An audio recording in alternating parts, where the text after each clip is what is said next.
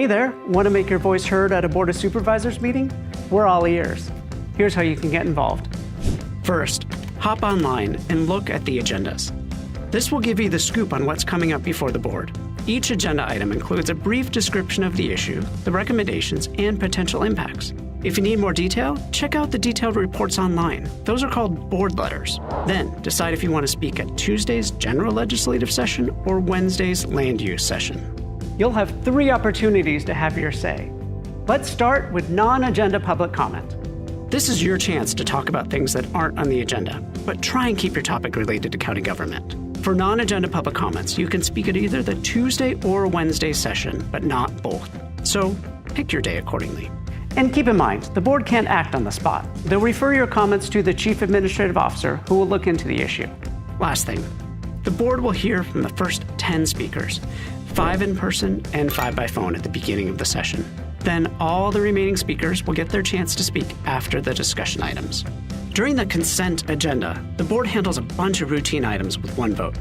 If you want to comment on an item, keep it simple. For example, I'm John Doe speaking on item 5, and I agree with approving the contract. Discussion items are the main event where the board debates before making a decision. Want to speak at one of the meetings? It's really easy. Just hop online and fill out a quick request form at publiccomment.sandiegocounty.gov. Pick the meeting you're interested in, hit the register button, then fill in your details. Make sure to include a phone number if you plan on speaking by phone. Prefer speaking at the podium in the board chamber? No problem. Just pick the in-person option. After that, just check off the agenda items you want to talk about and let them know you're for, against, or neutral on them. Hit register and you're good to go. A confirmation email will land in your inbox to wrap it up. If you're speaking by phone, the email will include the instructions for how to dial in. Be sure to submit your request early. Once public comment begins on the agenda item, we can't take any more requests to speak. And if you have documents, hand them to the deputy clerk when it's your turn to speak at the podium. Now, you get 2 minutes to speak, but if lots of people want to talk, it might get cut to 1 minute. So, you might want to consider writing 2 sets of comments, one for 2 minutes, another one for 1. That way, if time's cut, you won't be scrambling. There's also a countdown clock at the podium to keep you on track. Once you're at the podium, stay on topic. Stick to the current agenda item. If you stray off topic, you might get a gentle nudge to get back to the point. Keep your comments related to the agenda item's recommendations because that's what the board is relying on to make a decision. Also, speak directly to the board. They're the ones making the decision. When your time's up, it's up. Overstaying might mean getting muted or even asked to leave. Now for some ground rules. For safety, keep aisles and doorways clear. If there isn't a seat, head across the hall to room 302 or the 4th floor balcony to watch the meeting. Respect is huge. Everyone should feel heard. That means you, other speakers, and the Board of Supervisors. Disruptive behavior gets 1 warning, and after that, a deputy sheriff might show you the door. So let's keep it respectful. Your voice matters, and we want to hear from you. Remember, we're all here to make a difference.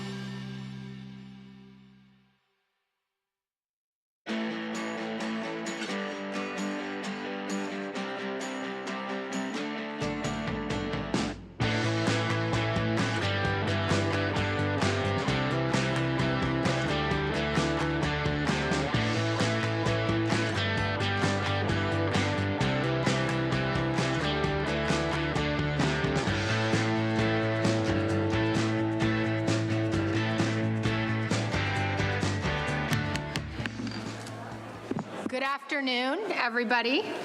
I will now reconvene the April 22nd, 2025 General Legislative Session of the San Diego County Board of Supervisors and the Fire Protection Meeting District. We would like to first take a moment to acknowledge the land we call home. There are communities in the San Diego region that face unjust conditions and circumstances related to the environments in which they live. The tribal nations of the San Diego region are an example of one community that has historically faced such injustices. We acknowledge the harmony that existed between the land, nature, and its original peoples, who have since endured displacement, persecution, and systemic oppression. We pay our respect to the unceded territory and homelands of the 18 tribal nations in our region, the most in any county in the United States, from 4 cultural groups. We aspire to learn from indigenous traditional knowledge and experiences in undoing the injustices of the past. Andrew, please call the roll for today's session. Thank you, Vice Chair Lawson-Remer. Supervisor Anderson. Here. Supervisor Montgomery-Stepp. Here. Supervisor Desmond and Vice Chair Lawson-Remer. Here. We now have Reverend Marcela Salgado Solero from the University Christian Church to deliver the invocation, and Gabrielle Schuster to lead us in the Pledge of Allegiance. Please stand for the invocation of the pledge. Buenos dias, good morning, supervisors and citizens, and thank you for inviting me here on behalf of the University Christian Church. Please join me in a moment of reflection and grounding. Loving Creator, Great Spirit, source of energy who is known by 1,000 names, we give you thanks for being with us, around us, and within us. Guide the work of those assembled here today, grant them wisdom, courage, and a moral imagination that creates a capacity for civility and grace to disagree without disrespect as they work vigorously for the well-being of our county. We acknowledge our human tendencies toward fear, hatred, blame, and division. Help us to challenge those who incite fear and hatred. Transform us into people who are informed, respectful, and known for our principles and ideals. Grant our community leaders an unwavering commitment to care for the weak and vulnerable, those who are sick, hungry, or unhoused, to advocate for the poor and the powerless, those who are imprisoned, neglected, or forgotten. We pray for our leaders and citizens, particularly during this time of division and contention. Widen each of our hearts to care for all victims of racism and discrimination, to welcome immigrants, stand up against war, speak for the voiceless, and ensure the safety and well-being of our LGBTQIA siblings, and to declare the dignity and inherent worth of all people. Grant all of us the moral stamina of spirit and integrity of purpose to prevail over cynicism and selfishness, so that with courage and compassion we can affirm and uphold the common good and love our neighbor. Creator God of compassion, love, gentleness, and justice, make us instruments of your peace, sowing seeds of merciful love and fierce hope, reminding us how we can change this world not by wielding power, wealth, or vanity, but by doing justice, standing up to oppression, and most of all, by loving our neighbor. Amen. Amen.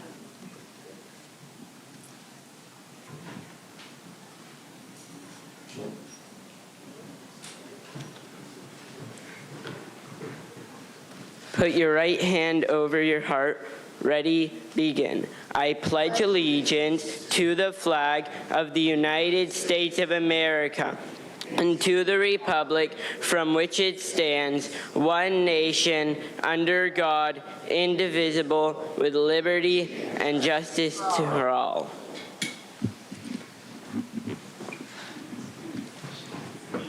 Thank you. Andrew, I can proceed with the proclamations? Okay, great. So the first proclamation will be given by myself, honoring Gabrielle Schuster. Accepting the proclamation will be Gabrielle Schuster.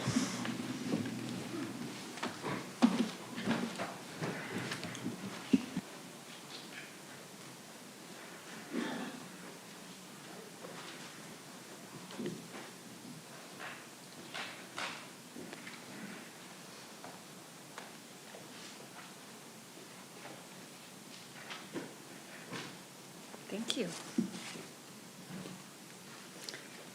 So I'm going to say a few words about you, and then you're going to say a few words about you. So good morning, everyone. I'm very excited to introduce you all to one of San Diego's future scientists and a rising leader in our fight for environmental justice, Gabrielle Schuster. Is that how I say your name? Gabriel Schuster, sorry. Okay, Gabriel. Most kids go to the beach to swim or surf, but Gabriel went to the beach and saw the water was making people sick, especially in Imperial Beach. But he did not stop there. He started asking questions. Why here? Why is it worse than in other places? And then he did what leaders do. He asked tough questions, followed the data, and took action. He ran his own study, collecting water samples from 10 beaches across the county, from Oceanside to the border. And what he found confirmed what South County residents have known for years. Imperial Beach has the worst water quality in the region. Unsafe for swimming, unsafe for marine life, and unsafe for us to ignore. Now, let's be real, that kind of project would be impressive for a high school senior. He is in 7th grade. He didn't wait to be told what to do. He saw a problem, got curious, and took action. That's what leadership looks like, and it gives me hope. Because his project is not just about science, it's about justice, environmental justice. It's a reminder that the health of our coastline and our communities depends on young people who care enough to act. And when I hear your story, it takes me back. Because when I was in 5th grade, I did a science fair project where I had my parents buy 60 potted plants. I sprayed half of them with Roundup. The results were clear and disturbing. Even as a kid, I saw how pesticides like Roundup and DDT were harming our environment because the 30 plants I sprayed with Roundup died. So that little experiment launched me on my path, one that led to years of environmental work and eventually brought me here. So now I have the honor of standing beside the next generation of environmental leaders like Gabrielle, who are already pushing us to do better. On this Earth Day, I want you to know the future of our region is in good hands because it's in the hands of young people like you, people with the courage to face hard truths and the curiosity to find new solutions. So now, therefore, it be proclaimed by the members of the San Diego Board of Supervisors on this 22nd day of April, Earth Day 2025, that we commend Gabriel Schuster for his outstanding service, leadership, and commitment to the citizens of San Diego County, and do hereby declare this day to be your day throughout the region.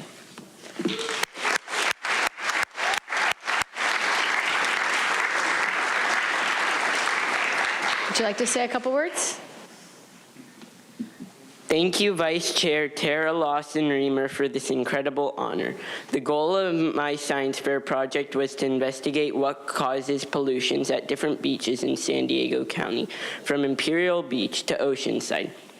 This question is important because it helps us understand the cleanliness of our local beaches and whether the water quality is safe for swimmers, surfers, beachgoers, and the overall ecosystem. My hypothesis was, if I test water quality samples from 10 different beaches in San Diego County, then Imperial Beach will have the poorest water quality due to high bacteria levels. The results I collected supported my hypothesis, as Imperial Beach tested positive for coliform bacteria, which is an indicator of water contamination. Additionally, Imperial Beach recorded the lowest dissolved oxygen levels among all the tested beaches. Dissolved oxygen is critical for aquatic life to thrive and survive. The low levels indicate that the water quality at Imperial Beach is poor and unable to support healthy aquatic life. I wanted to say a special thank you to my parents, Gideon and Lidor, my little brother, Ellie, and my sub and Sufta for supporting me in this project. My dad is a special education teacher at Lakeside Union, and my mom is the finance chief here at the county Parks and Recreations. And they have both taught me that no idea is too small to pursue, and you are never too young to make a difference in the world. That is why I am so grateful for the vice chair and her office for supporting my project and inviting me here to speak today. I would also like to thank my friends, teachers, classmates, and the administration at the San Diego Jewish Academy. Thank you again for this opportunity to speak today.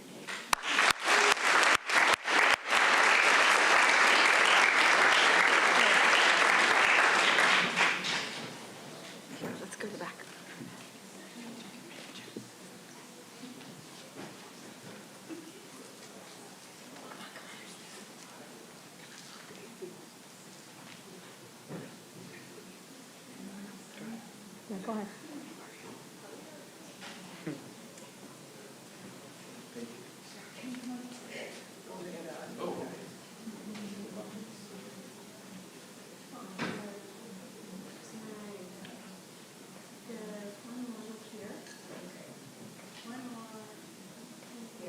One more picture.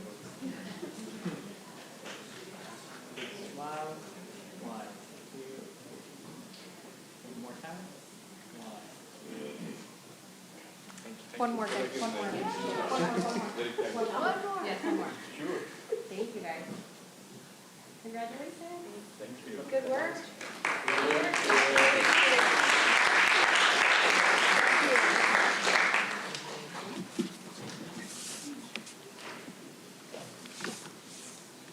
The next proclamation will be given by Supervisor Montgomery Stepp, honoring Father Joe's 75th anniversary. Accepting the proclamation will be Deacon Jim Vargas.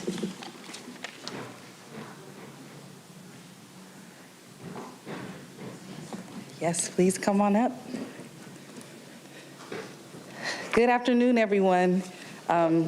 It truly is an honor to be here today as we recognize one of San Diego's most cherished and impactful institutions as they proudly celebrate 75 years of compassionate service to our community. Father Joe's Villages was founded in 1950 with a mission to serve our neighbors experiencing homelessness. Over the past 7.5 decades, that mission has become a beacon of hope for countless individuals. Over the years, their efforts transformed into a comprehensive campus and network of programs that now provide housing for more than 2,000 people every single night. That number represents not just shelter, but the start of stability and dignity for thousands of individuals and families across San Diego. Much of that transformation was inspired by the late Father Joe Carroll, whose legacy of leadership and compassion continues to guide the organization to this day. His belief that everyone deserves a second chance and a place to call home has left an indelible mark on everyone who cares about making our communities stronger. Father Joe's Villages work also honors the legacy of the late Pope Francis, who advocated for the poor and most marginalized in our society. Pope Francis preached a message of compassion to those less fortunate, which inspired millions of Catholics and non-Catholics alike around the world. In times such as these, we must keep those values at the forefront of our work, which Father Joe's does each and every day. Father Joe's Villages has played a pivotal role in our efforts to expand substance use disorder and behavioral health treatment throughout our region. Since my first days at the county, Father Joe's has been eager to step in and provide the compassionate, holistic services that our residents need and deserve to rebound out of homelessness. And I should also say my days at the city as well.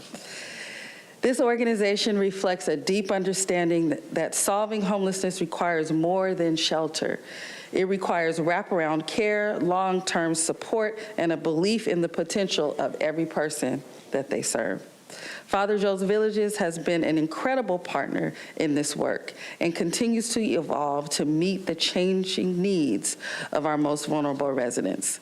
The celebration of this 75-year milestone represents restored dignity and lives forever changed.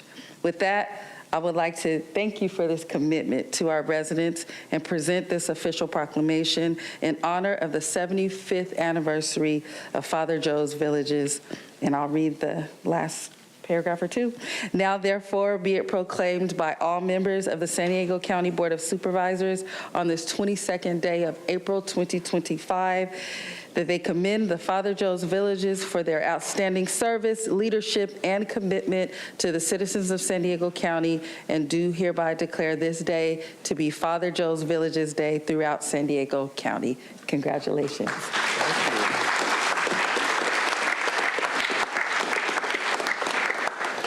Thank you, Supervisor. I appreciate it very much. And you've said it all, actually, but let me add just a few comments. You know, now more than ever, we need to be a people of compassion, and we need to raise people up from their depths sometimes, because people who we serve on the streets are at their depths, and sometimes they've lost all hope. And really instilling a hope and tapping into their potential is what we do. We have the privilege to do each and every single day.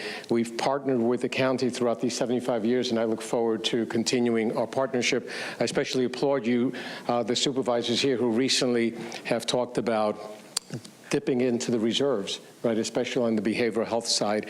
And I welcome that conversation, and I hope that it comes to fruition, because those who are on the streets are especially plagued by mental health challenges and substance use challenges. In fact, in a few months, in a couple of months, I always say, with God's help and to His glory, we'll be opening up a detox center, 44 beds, so very, very necessary for those who are on the streets suffering from substance use challenges. And then we have recovery beds for them as well, sober living beds. And that, we hope to partner with the county in that regard as well. Father Joe's Villages, what we do each and every single day is we see what's going on in the lives of those on the streets, and we adapt and we repurpose and we meet them where they are.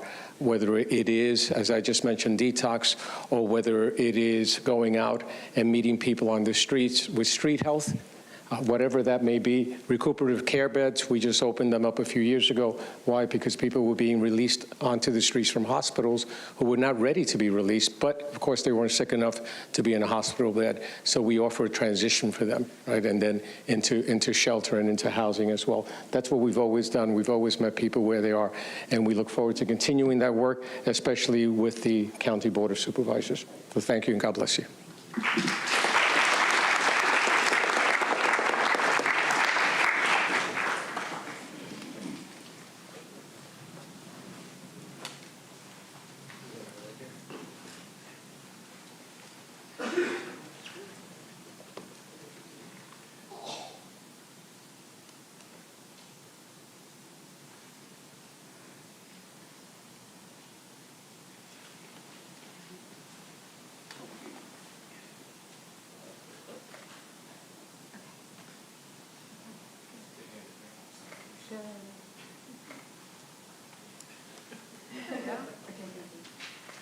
One more.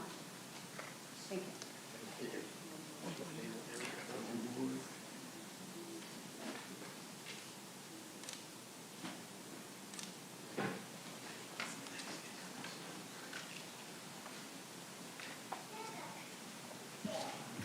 Okay, the next proclamation will be given by Supervisor Anderson honoring Armenian Genocide Remembrance Day. Accepting the proclamation will be Kathy, Kasardian.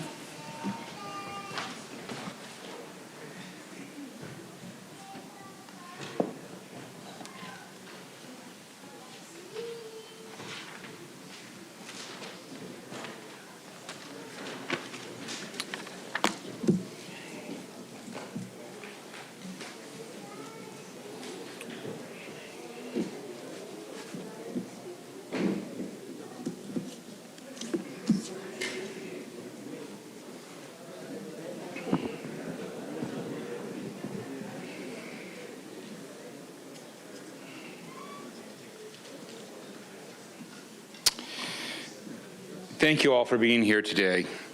While the Armenian Genocide is formally recognized on April 24th, we're presenting this proclamation today on April 22nd because we don't ever want to forget. We honor the memory of the 1.5 million innocent lives lost in the Armenian Genocide, and we stand with generations of Armenian families who have carried this profound truth with strength, resilience, and even faced decades of denial. As we remember the past, we reaffirm our commitment to truth, justice, and human dignity. May our collective remembrance help ensure that such atrocities are never repeated, and that the voices of those silenced continue to be heard through our shared commitment to be more just in more compassionate of a world. As the County Supervisor for the 2nd District, I'm proud to reaffirm with my colleagues our commitment to historical truth and justice. The resilience of the Armenian people, both here in San Diego and around the world, serves as a powerful reminder that even in the face of an unimaginable tragedy, culture, faith, community not only endure, but thrives. With that, I'd like to present this proclamation. Be it proclaimed by all members of the San Diego County Board of Supervisors, we do hereby proclaim this 24th day of April as Armenian Genocide Remembrance Day throughout San Diego County in solemn recognition of this tragedy that has for far too long been denied. And now I'd like to, I hope that I'm not messing it up, but I was given a script of speakers. Because when they announced Kathy, I was a little concerned, because right now I'm going to introduce David Malcolm from St. Sarkis Armenian Church. David is a local community leader, a businessman, and a philanthropist in our community, and I'm so grateful for all you do for us. And Kathy, I'm going to have you hold this proclamation while he's speaking, and then I'll introduce the rest of the speakers. Thank you, Mr. Supervisor, Madam Chairwoman, and members of the board. What an honor to be here today in acknowledging the Armenian genocide. My wife of 50 years is a survivor. Her parents were survivors of the Armenian genocide. She was born in Egypt, had to flee Egypt, went to Lebanon, and then immigrated, separated from her family for 2.5 years to the United States. I want to leave one thought in your mind.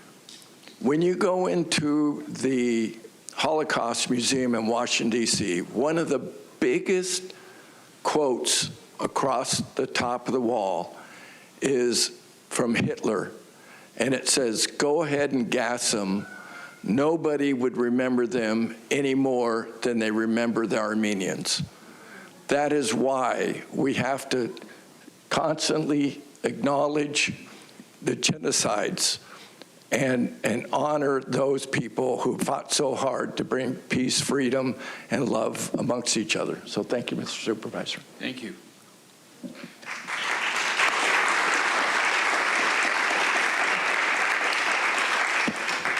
Next, I would like to invite Father Bergkian. I am notorious. I can't pronounce my parents' names well. That's why I call them Mom and Dad. I'd like for you to say a few words, but I'd be remiss not to say men of the cloth have always been beacons in our community for leadership and guidance and for saving souls. So thank you for being here. Thank you, Supervisor Joel Anderson, for initiating this important proclamation and for ensuring that San Diego County formally recognizes the Armenian genocide. Remembrance is not just about honoring the past. It's about protecting the future.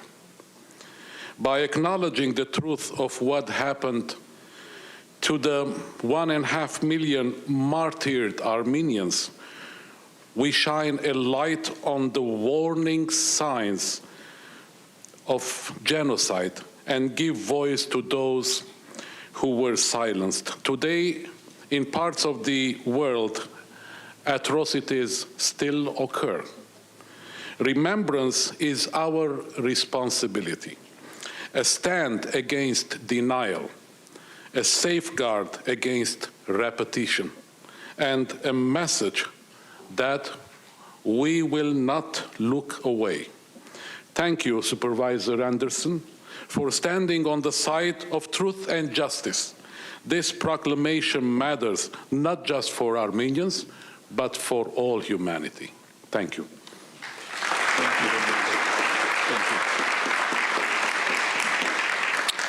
Now I'd like to introduce Kathy Kassergian from St.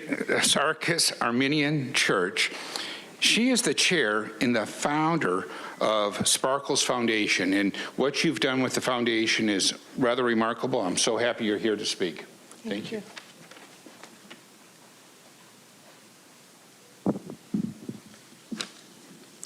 First, I would like to thank the San Diego Board of Directors and Supervisor Joel Anderson for recognizing the Armenian Commemoration Day. My name is Kathy Kasarjian.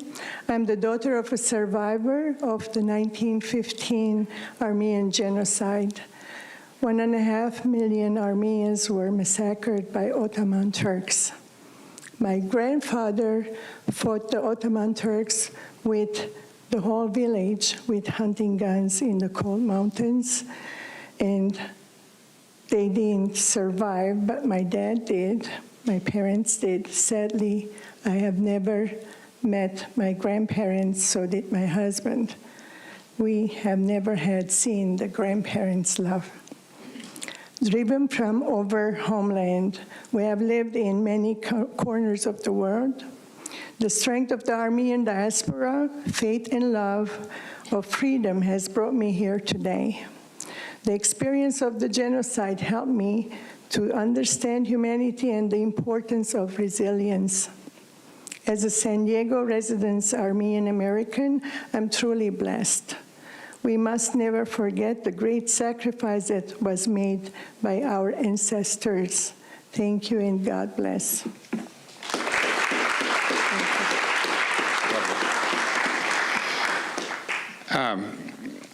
I want to, we are very fortunate. We have a DA who's kept us safe over all these years, and we had to have some last-minute scheduling changes, and I was told that she might be able to make it because she does run a county. But I'm really pleased to introduce our DA, Summer Stephan, and thank God she got married so I didn't mess up Summer Stephan. Thank you very much. Come please speak. Thank you, Supervisor Anderson, for this today. This means so much, as you can see on the hearts and faces of everyone here. I'm Summer Stephan. I'm San Diego County's District Attorney. I'm also a proud Armenian American. My grandmother, Therese, was 9 years old when the genocide was taking place. And she was left orphaned without a mother or father. As a 9-year-old, her whole family was decimated except for her and her little sister. Her mom was pregnant with child as she went on the Trail of Tears after all the men were murdered.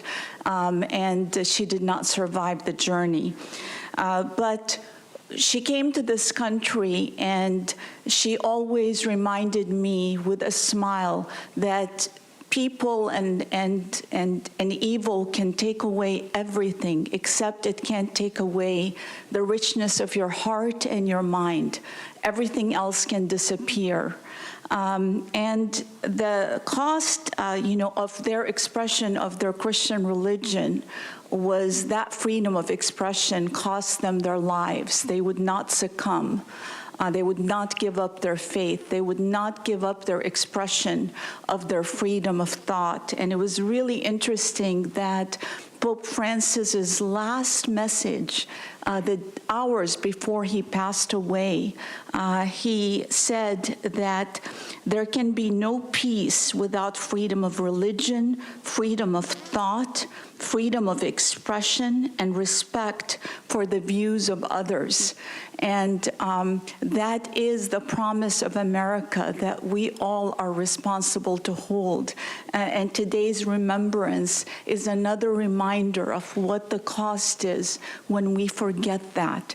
I want to thank you so much for this. It means so much and more than you can imagine. Thank you, Supervisor. Thank you, Board of Supervisors. Thank you. We're going to go in the well and get a photo. They want to make a little presentation to you, Mr. Supervisor. My wife's dad started Armenian Church here in San Diego. But from the church, we'd like to make this presentation to you. That is so lovely. Thank you so much. It's so thoughtful of you.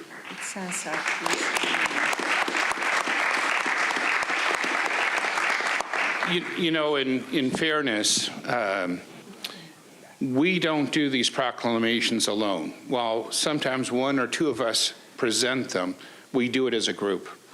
It's all our signatures that are on this proclamation. At this time, I'd like to invite my colleagues to come down and be part of the photos, because this is to all of us. Thank you. Thank you so much. It's so thoughtful. Let's head over this way. Thank you. Let's have a photo. Yeah, that's where we're heading. They're going to say that. Thank you so much. Appreciate it.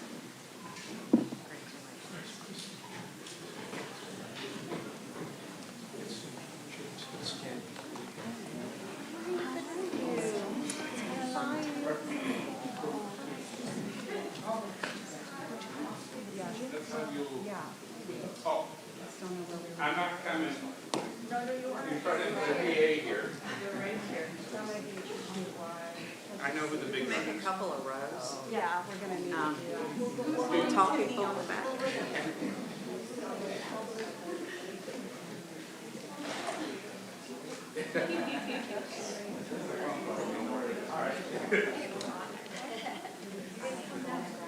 We did call each other. I don't think I'm going to go in. All right, I guess I got to go.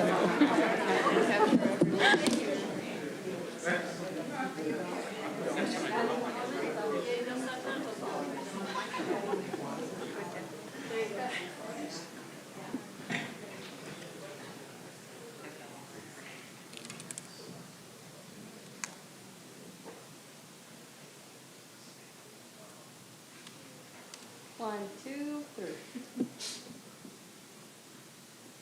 Beautiful.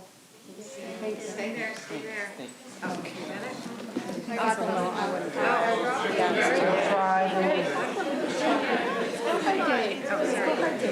You can get copies of it from the county. I mean, you can give me your text. Yeah, go ahead. 619.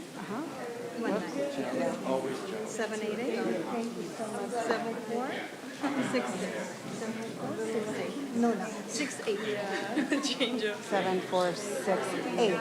Right? That's the end. Okay. Yes. Okay. Okay. I'm Nona. Melissa. Nice to meet you.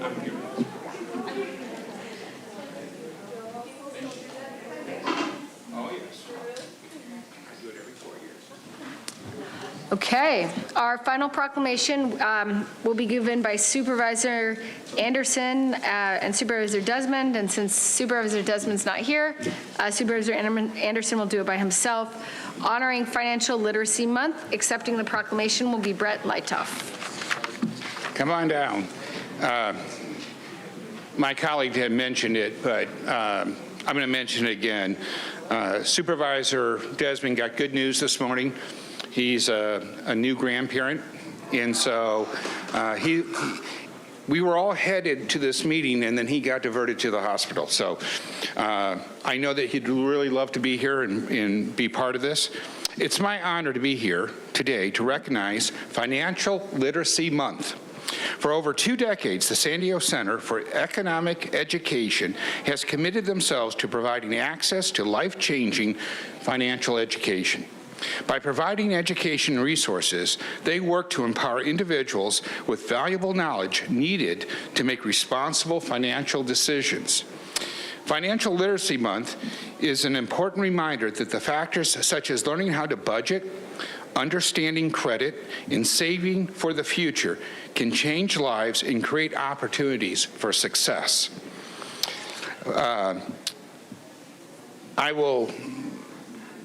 My staff writes these incredible notes, but I'm going to veer for a second.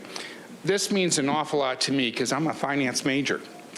And there I learned the time value of money, and it's helped. I've never done anything in finance except for my own budget. But it was a game changer for my family, and I know it's a game changer for everybody that actually gets that training. So thank you so much for you do. So let me hand this to you and tell you, be it proclaimed by the members of the San Diego County Board of Supervisors on this 22nd day of April 2025, that we commend San Diego Center for Economic Education for their outstanding service, leadership, and commitment to the citizens of San Diego County, and we hereby declare this month to be Financial Literacy Month throughout San Diego County. Now, Brett, it's my pleasure to introduce Brett Lidoff, who is the esteemed board member of the San Diego Council on Economic Education. Thank you for empowering individuals and helping give people a better future, and we'd love to hear you speak. Thank you so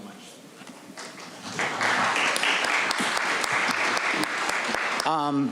Thank you so much, everyone. I wanted to thank Supervisor Anderson and Desmond for their ongoing support of San Diego Center for Economic Education.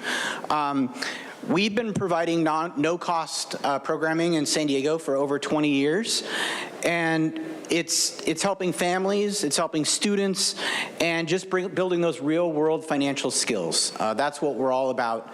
And some of those populations include the current and former foster youth, those that are currently incarcerated and those that have been released recently. We do family fun nights from everything from kindergartners all the way up, both for their families as well as for younger children. And finally, we do something called Teach the Teacher. So we invite educators and teach them about financial literacy so then they can bring it back to the classroom. So it's very much circular in that we try to get finance and financial literacy into all aspects of everyone's life. Recently, Supervisor Anderson provided some wonderful certificates for the Jaguars program at Southwestern Community College, and I actually did that presentation, and everybody was super grateful, and we had lots and lots of learning going on. So I greatly appreciate your support throughout the years. Absolutely. Thank you so much. Thank you. Let's do a quick photo. All right.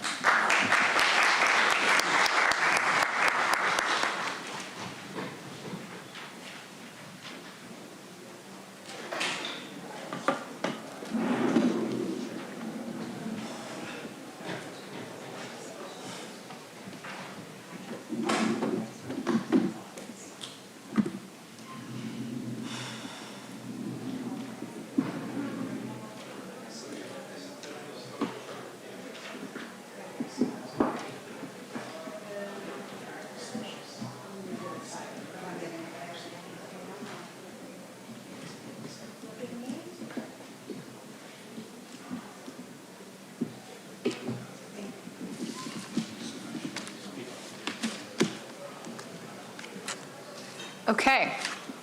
We now proceed with non-agenda public communication.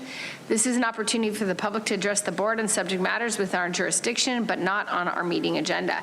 The only action we may take is a referral to the CAO. Under the board's rules, speakers can only speak once per meeting for a non-agenda public communication, either at today's general session or tomorrow's land use session, but not both sessions. Speakers may select which session to address. To better facilitate the meeting for non-agenda public comment, we will have 5 speakers in person, 5 speakers by phone. To ensure fairness, the first 5 in-person speakers for non-agenda comment will be randomly selected. The rest of non-agenda public comment will be heard at the close of today's session. Additionally, in accordance with board rules, in order to ensure timely completion of today's agenda, for any discussion item with 10 or more speakers, individuals will have 1 minute to share their opinion at the chair's discretion. A reminder that according to Rule 4A, members of the public that are not English speaking and need interpretation assistance will receive twice the allotted time for their comments. And a final reminder, according to the board's rules of procedures, audience members will not whistle, clap, stomp feet, or do anything that disrupts the proceedings. If you disrupt this meeting, you will be given 1 warning. After that warning, if you disrupt the meeting again, I will direct you to leave the chamber for the remainder of the meeting. Andrew, please call the speakers. Thank you, Vice Chair Lawson-Remer. We have 14 requests to speak on matters not listed on the agenda, 5 in person and 9 requesting to speak by phone. For those that requested to speak by phone, please dial into the conference line using the instructions that were provided to you.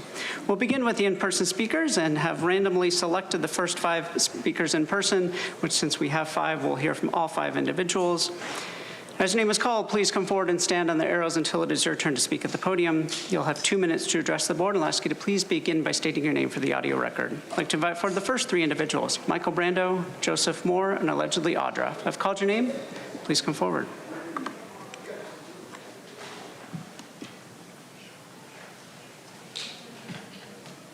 Those 3 individuals will be followed by Catherine Rhodes and Flower Alvarez Lopez. Called your name, please come forward. Good morning, Board of Supervisors.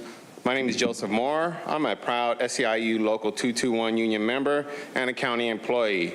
I've worked at Edgemoor County Hospital for over 15 years. The work I do there is to keep the community members healthy by providing palatable meals of all textures and diets. Today we are submitting over 120 names of frontline healthcare workers and supporters calling on the County of San Diego to create a fair pay scale for all those directed and indirectly impacted by California Senate Bill 525. We acknowledge that the county's initial efforts to incorporate the statewide law, which set the minimum wage for those in the healthcare field. But unfortunately, we are not there yet because the county so far has only addressed it at the lowest threshold. This does not attract new staff nor incentivize current workers to remain. We respect, where'd it go?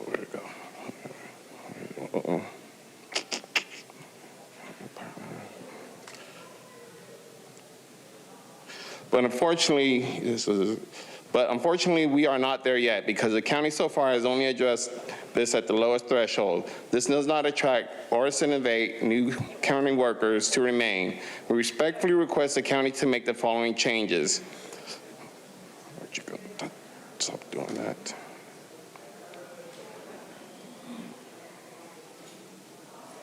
Adding appropriate pay to address the compaction within the county's healthcare wage scale created by the county unilateral SB 525 implementation. Additionally, apply the minimum to all paid hours, including sick, vacation, and paid time off for all employees. We strongly urge that these issues be addressed as soon as possible to ensure fair treatment of all healthcare workers. If the county partners with workers to improve it. Thank you. Your time is up. Thank you. Next speaker, please.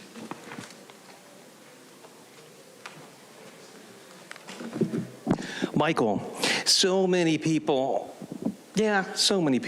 are so upset because they look at Donald Trump and Elon Musk and RFK Jr., and I do call them the diabolical trifecta, and they get upset about all of those. And then this other group looks at the Democrats and think, oh, they are just so evil. What's fascinating to me is how both of these sides really work for the same team. I would have not known all this if I hadn't actually started coming to these meetings back in 2021 and started watching what was going on here in the county. And it's so fun to see more people waking up to their own power, you know, really feeling that from the inside out, Tara, where people don't have to feel like they have to come and beg you for things. That's really good news. I want to mention this book because I know some of you are quite intellectual. You may not be really that wise in some regards, but you're intellectual. This book is available open access, Andrew. It's available open access. You can Google it, PDF. It's excellent. And Tara, you've got all these degrees. I think you would really enjoy this book. It's called COVID-19, Psychological Operations and the War for Technocracy by David A. Hughes.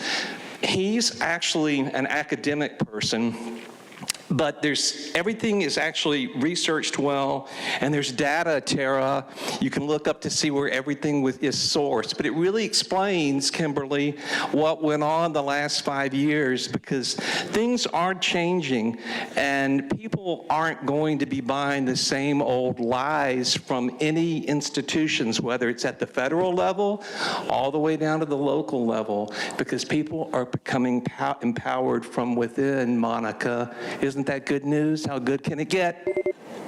Thank you. Next speaker, please. I've called your name. Please come forward. I want to go tomorrow. You want to request to speak at tomorrow's session instead of today? Okay, thank you. We will note that. Hello, Catherine Rhodes, and what I want to talk about is what I always talk about, is your periodic financial report, where there's 16 billion in cash and 15 billion in fund balance from all the people who put their money in the pooled investment fund. And now that Trump came here, and I bet you a lot of that money is gone because you invested it in the stock market, and the stock market went gone. So for Chair Lawson-Remer, I thank you for your state of the county when you specifically said you're going to go into the reserves. But the thing is, you don't have to change anything to go into the reserves. It's yours. You're just hoarding money in these reserves. For example, periodic financial report, fund number 10100, general fund, has $785 million. $785 million in fund balance. So when you guys say you don't have money in the budget, you could literally take it from your fund balance. And the other big thing that you have is the next thing on the list here is Fund 11100, the road fund. And the road fund has $237 million in cash for your roads. And so what I want you guys to do is actually use a road fund to help the homeless, to get the homeless off the roads. And now that we, changed the zoning ordinance, there's no excuse. You guys could put homeless anywhere. Like you put them in El Cajon, you could put them in Fiesta Island like I want to. And so please, somebody, use this money, and I'm glad you finally realized it. You don't have to actually do nothing. All you have to do is spend it. Thank you. Thank you. Next speaker, please. For the record, my name is Flower Alvarez-Lopez. Good afternoon, Acting Chair Lawson-Remer and Supervisors. I am the co-director of Universidad Popular, proudly based in District 5. I'm here today to share our organizational updates on the record. Universidad Popular looks forward to engaging with each of your offices throughout 2025 and beyond. And we would like to continue to share our work in the community. In honor of late Cesar Chavez on April 11th, we proudly partnered with Cal State San Marcos, CSUSM College Assistant Migrant Program known as CAMP, CSUSM Service Learning and Civic Engagement, Restoration Abbey, the San Marcos Dems Community Action, EDCO, and the local San Marcos community. We had participation from the Filipino Worker Center, the San Diego ROV, California Department of Industrial Relations, California Workers' Comps Department, Cal OSHA, the City of San Marcos, Vista Community Clinic, True Care Community Clinic, Escondido Family Health, and Education Begins in the Home book giveaway. Together in D5, we hosted a day of service featuring a community cleanup to honor Cesar Chavez's legacy and reflect on his lifelong commitment to service, social justice, and civil rights. We will be reaching out to your offices regarding the 2026 Cesar Chavez Day of Service, and we will look forward to your participation and partnership in this meaningful event. We also have some save the dates. We have our Dia de los Muertos, Day of the Dead community series coming up. We have in October. In November, we have Friday, November 14th at 5 p.m. We have our annual day of celebrating our graduates from our naturalization program. Thank you so much, and I look forward to seeing you all tonight again at the True Tech Forum. Thank you. We'll now hear from those that requested to speak by phone. Again, in accordance with the board's rules, we will hear from the first 5 callers. The remaining callers will be heard at the conclusion of today's session. When it is your turn to speak, you will be unmuted and you will hear a recording that will tell you to begin your comments after the beep. We'll begin with our first caller.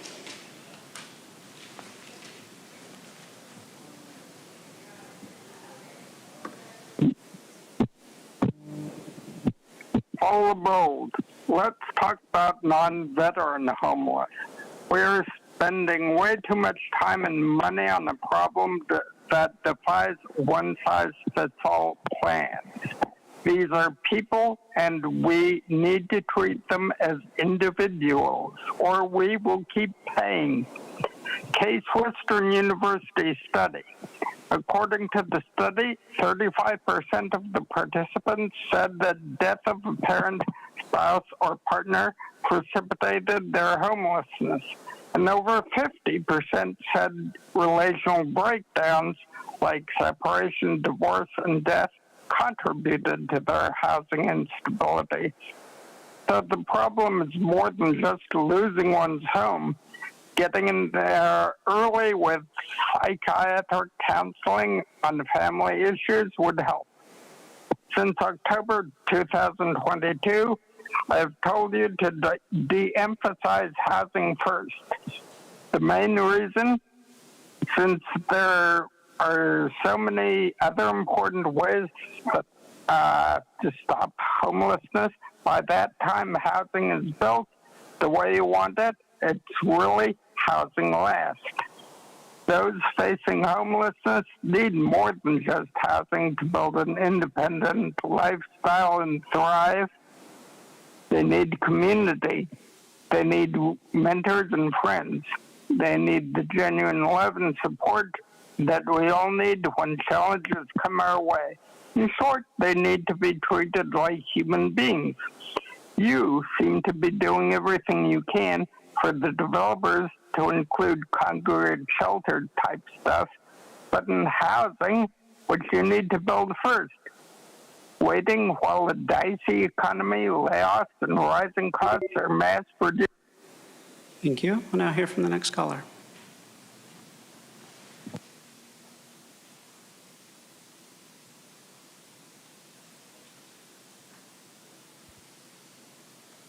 Swallow here.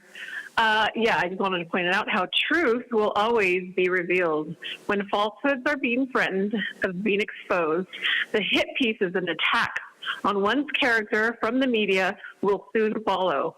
Censorship is a tool used when their lies loses its power. You see, this establishment's goals are being threatened with derailment. Whomever controls this board also controls our local media. They slander the truth tellers. Reminder, there was nothing civil about the Civil War, and we're not going to be civil here. There is no civility when war has been waged on the manipulated masses. The truth tellers are the first to be targeted. It's a tale as old as time. The ones speaking up, calling out their bluff, are in fact a threat. Why? Because we don't stand in favor of one party or another. We see beyond their smoke and mirrors. I'm here to remind the people that the whole two-party paradigm is just an illusion. There is no red versus blue. There's only the state versus you. We see this to be at every city council, Sandag, and supervisors meeting. Even when there's the majority of a community that doesn't want something in their area, this board and other councils will vote for what's best for their pockets and careers. We've witnessed listening to people like Juan Vargas describing Tara, essentially, evidently being groomed from childhood to take on these roles. These conniving snakes turn on one another, even jokingly saying how Tara had sued him in the past, saying how smart she is. He mispronounced, deceptive, patronizing, and manipulative. And this is who is momentarily in charge of our county, deceptive snakes. But the truth will surface like everything else. And that's exciting, right? Gosh, do I still have time? I felt like I was going to have enough time to say all that. But Thank you. We'll now hear from the next caller.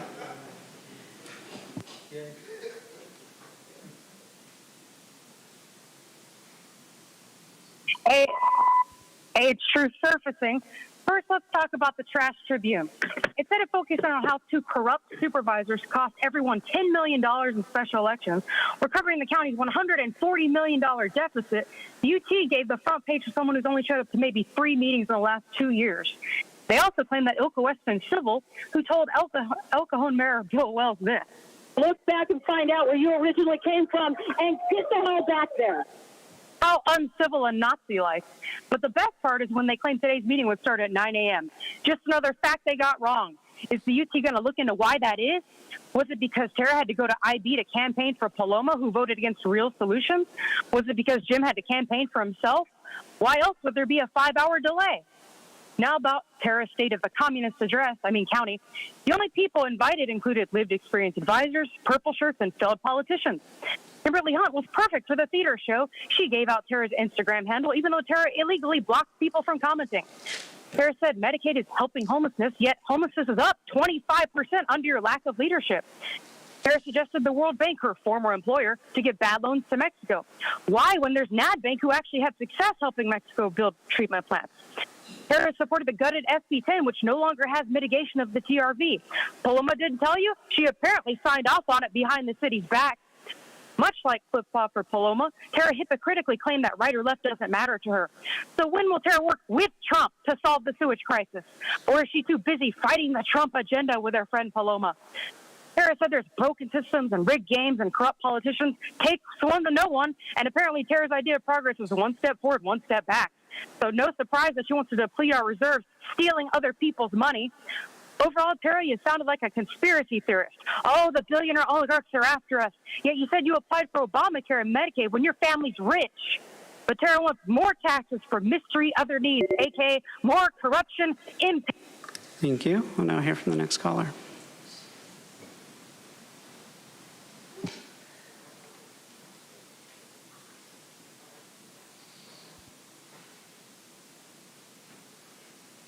Good afternoon. My name is Kathleen Lippett. The goal of public health policies is to adopt policies that encourage positive, safe, and healthy choices.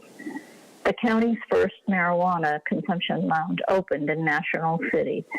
San Diego County was once celebrated for its prevention strategies. But its contemplation of marijuana consumption bars is irresponsible. It is important to note that marijuana and DUI fatal crashes by time of day are significantly different. A study done by a top National Traffic and Safety Council administrator and a pharmacist whose sister was killed by a wrong-way marijuana driver analyzed data from the fatality analysis reporting system to find the highest hours of risk for marijuana and alcohol drivers. DUI crashes dominate the evening hours, occurring during the least populated road times. Marijuana fatality crashes were dominated daytime hours during rush hour traffic before and after standard work hours, 4 to 8 p.m. 38% of those drivers were found to be speeding and 48% were not using restraints. A marijuana high from smoking can be obtained in less than 2 minutes, with driving impairment lasting 6 to 8 hours. Edible marijuana affects 20 to 40 minutes after eating, with peak effects 2 to 3 hours after ingestion and driving impairment lasting longer than smoked marijuana. A 180-pound man would have to consume 9 alcoholic drinks in 1 hour time period to be at the median BAC level of fatal crash drivers of 0.18%. Please abandon this concept or proposal or consideration of allowing marijuana businesses in unincorporated. Thank you. We'll now hear from the final caller this morning, or this afternoon, apologize.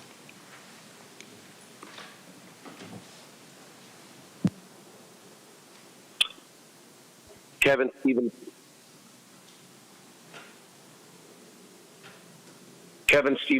I would just like... Kevin Stevenson. I would just kind of like to summarize where we're at right now as a county. So, for one thing, I would just like to push back against some of what was said earlier. I'd like to point out that the idea that liberals are expected to work with Trump is laughable when Trump is not interested in working with not only liberals, but he's not interested in working with anyone who isn't in his regime or his cult. The idea that Tara Lawson-Remer and people like her are supposed to reach out to Trump and let him just completely dismantle our democracy and our way of life is not only laughable, but insane. It is demented.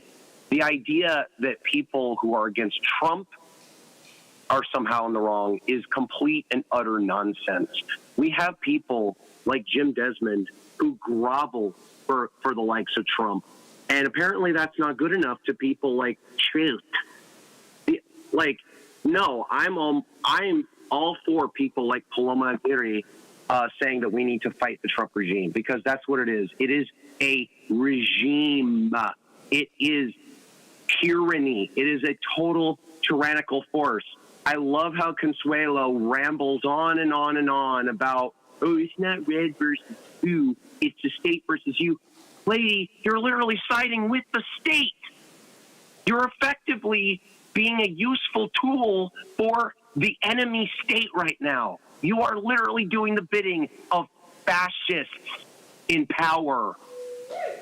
So I want people like Tara and Monica and hopefully Paloma when she's elected in a few months to keep standing up for what's right. And I will be speaking in favor of good agenda items later and against Jim Desmond's disaster of a voter ID concept, which is complete and utter horse crap. Thank you. Vice Chair Lawson-Remer, that concludes the request for non-agenda public communication this afternoon. Again, all the remaining speakers will be heard at the conclusion of today's session. Okay, thank you very much. The next item on our agenda is the approval of the minutes and statements of proceedings for the session of April 8th and 9th and the San Diego County Fire Protection District meeting of December 10th, 2024. Do you have a motion to approve the minutes? A second? Great. We have a motion by Supervisor Montgomery Stepp, a second by Supervisor Anderson.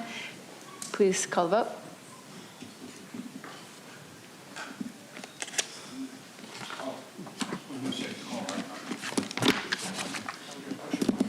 Vice Chair Lawson-Remer, that motion passes unanimously with all supervisors who are present voting aye. Okay, thank you very much. So we'll now proceed with the formation of the consent agenda, which is listed on our agenda as items 1 through 7. My understanding, Andrew, is that I'm just looking at this. So number 2 is a 4-vote item, so we'll need to take that tomorrow? Okay, great. So consent will be items 1, 3, 4, 5, 6, 7. Again, 1, 3, 4, 5, 6, 7. We will do 2 tomorrow. And first, we'll just see if any of my colleagues would like to pull any items for discussion. Have any comments? Supervisor Anderson. I'll make that motion. Okay, great. Supervisor Montgomery Stepp. No need to pull any items, just a couple quick comments on item number 4. As chair of the First 5 Commission of San Diego, I'm happy to support the integration of these services. This item was just approved by the First 5 Commission on the April 16th meeting. It was on the agenda there, and these services will provide a vital service for San Diego families by improving access to medical care, family-centered parenting, and social supports. I would also like to thank Dr. Giardina for serving on that commission with us, and with that, I will second the consent agenda. Thank you. Okay, great. We have a motion and a second. We'll now turn to public comment. A reminder for the participants here today, your comment should pertain to one of the items on the consent agenda. So that's, again, items 1, which has to do with the DA, item 3, which is about the tobacco grant program, item 4, which is about the competitive solicitation, item 5, which is the resolution declaring the election results, item 6 is appointments, and item 7 is communications received. So please, Andrew, please call up our first public comment. Thank you, Vice Chair Lawson-Remer. We have 21 requests to speak on items on the consent agenda, 10 in person, and 11 requesting to speak by phone. As a reminder, item 2 has been pulled from the consent agenda for discussion tomorrow. Any individuals that requested to speak on this item, please hold your comments until the board discusses that item. Any individuals that requested to speak on the remaining items on the consent agenda by phone, please dial into the conference line using the instructions that were provided to you. We'll begin with the in-person speakers. As your name is called, please come forward and stand on the arrows until it is your turn to speak at the podium. I will be calling you in groups of 3, so I'll ask you to please listen for your name. You'll have 2 minutes to address the board, and I'll ask you to please begin by stating your name for the audio record. And again, please identify which item on the consent agenda you are speaking about. We'll begin with our first speaker. I'd like to invite forward Consuelo, allegedly Audra, and Steve Y. Call your name, please come forward.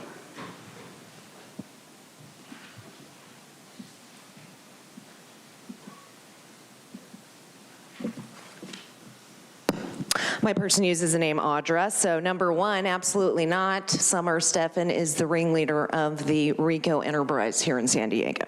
Anywho, for number 4, this is very terrifying to think about because doing family home visits when the county is engaged in trafficking children and ripping families apart, and allowing children to be sexually assaulted and abused at places like the Polinsky Center that's still open, but good, right? How many more lawsuits are going to be coming forward from that? Who knows? But you're going to be having lawsuits that are coming from the families that you're ripping apart, so you have no business going and doing home visits when what happens when those take place is they take children away from their parents. And then they put them in a place with a caretaker or foster care, and they're abusing these children. And then you know what happens? I've told you many times, they put them on psychotropic drugs. Pretty cool, right? I wonder if they're like tripping out. Who knows? But at least they're going to shut up about being abused. And the family that came in here the last meeting, on the last Tuesday meeting, and you sent out, Tara, someone from the director from CWS, who then they retaliated against the family, and the little girl was found with a swollen and red vagina at the caretakers. And it was either go there or the Polinsky Center. So it's like either way you're set to be abused, but who cares, right? As long as we say that we're helping children, doesn't really matter if we do, we're just gonna get the money for it and talk about the first 5. Well, the first 5 years, you're destroying of these children. And it's appalling to even think that nobody gives a shit. Yeah, I used a cuss word, oh my gosh. At some point it should matter because you all have children. And it shouldn't, again, have to be you or your children for it to matter. Thank you. Next speaker, please.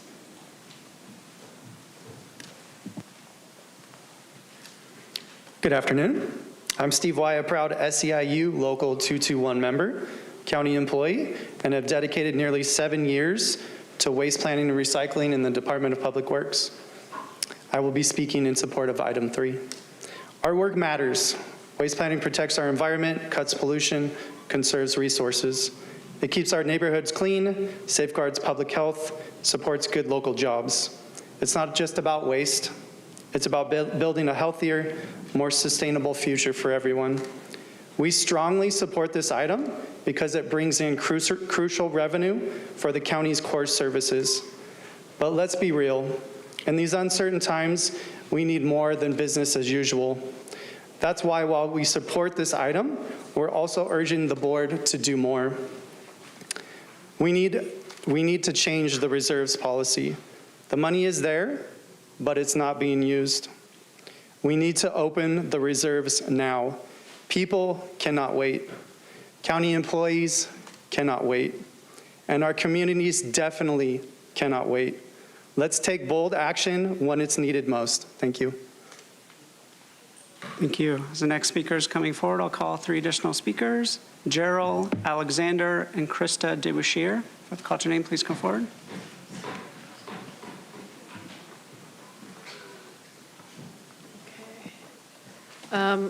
Consuelo. So yeah, I'm going to speak on, let's see, 2, 3, 6, 2, 3, 6. Anyways, okay, so first 2. Yep. Let's see, 4 firefighters instead of 2. Can I pause Great. for a moment? As I mentioned at the beginning, 2 has been kicked till tomorrow because it's a 4-vote item. So, okay, so then 3. Let's see, tobacco grant program funding. Let's see, okay, it looks like $2 million for stopping tobacco. Okay. Both have side, okay, whatever. Happy Earth Day, everyone.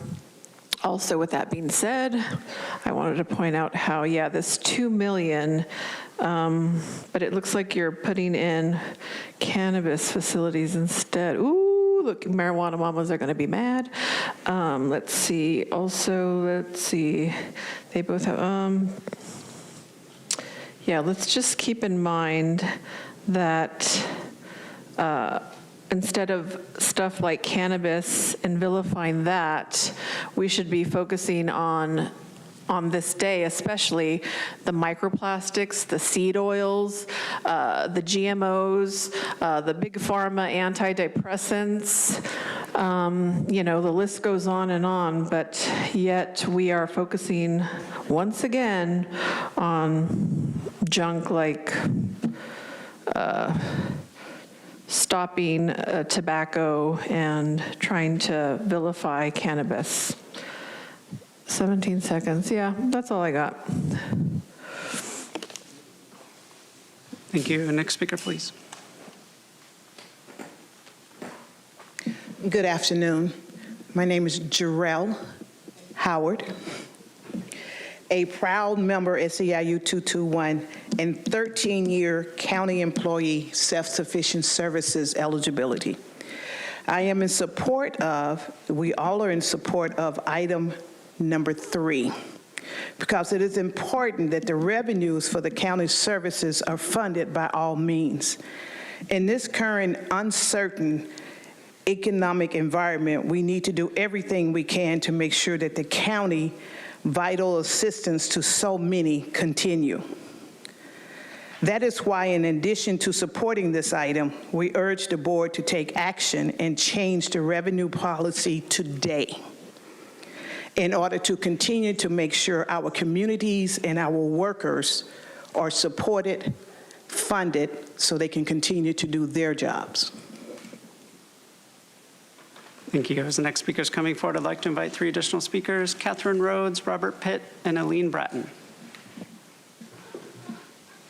Hi, Board. My name is Krista DeBoucher. I'm a San Diego County worker. I work for the Public Defender's Department, and I've been an employee for about 7 years. So I'm here to speak on Agenda Item 3, the Tobacco Grant Program. I support this item because it brings in important revenue for county services. And in these uncertain economic times, the county needs to make sure county services continue. That's why, in addition to supporting this item, I urge the board to take action and change the reserves policy. I understand the county is freaking out about what is happening at the federal level of government. Despite sitting on billions in reserves, the county seemingly now wants to exploit this moment by placing the burden of this uncertainty on the backs of workers, county workers.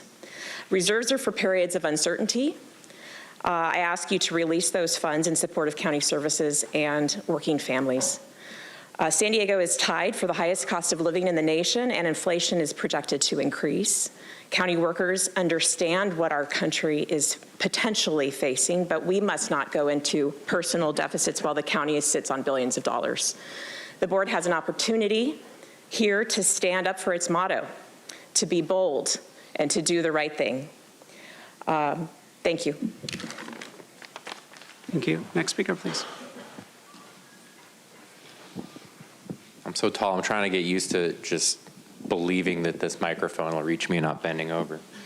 Hi, my name's Alexander Kraft. I'm a county employee in behavioral health services and a proud member of my union, SEIU 221. Earlier in my career, believe it or not, I worked in the tobacco industry for about 10 years.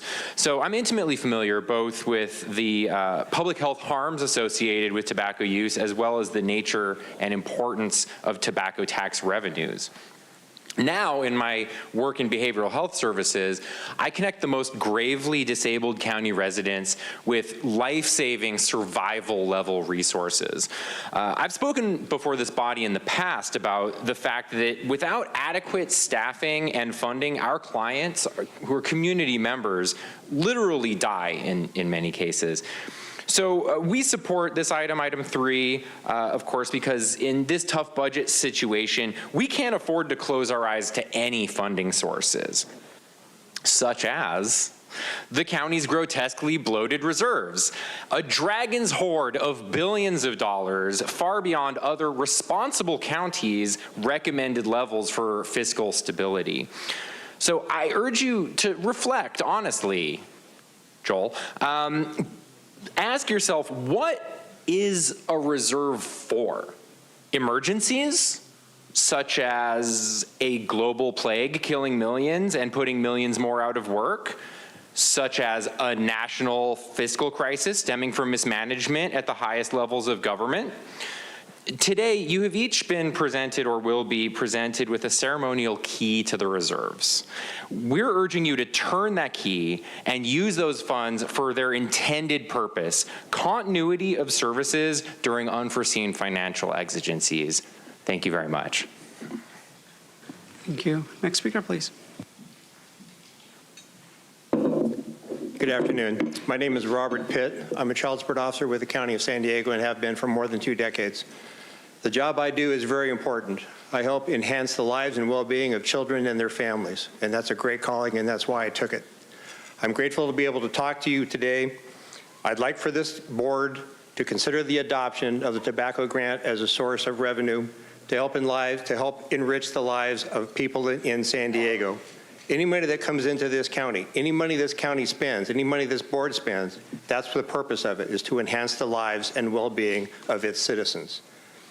To that end, I would also like to raise my voice in favor of this board tapping into the reserves that we've had available for years. In my more than 20 years of service to the county, I've seen that reserve grow and grow and grow.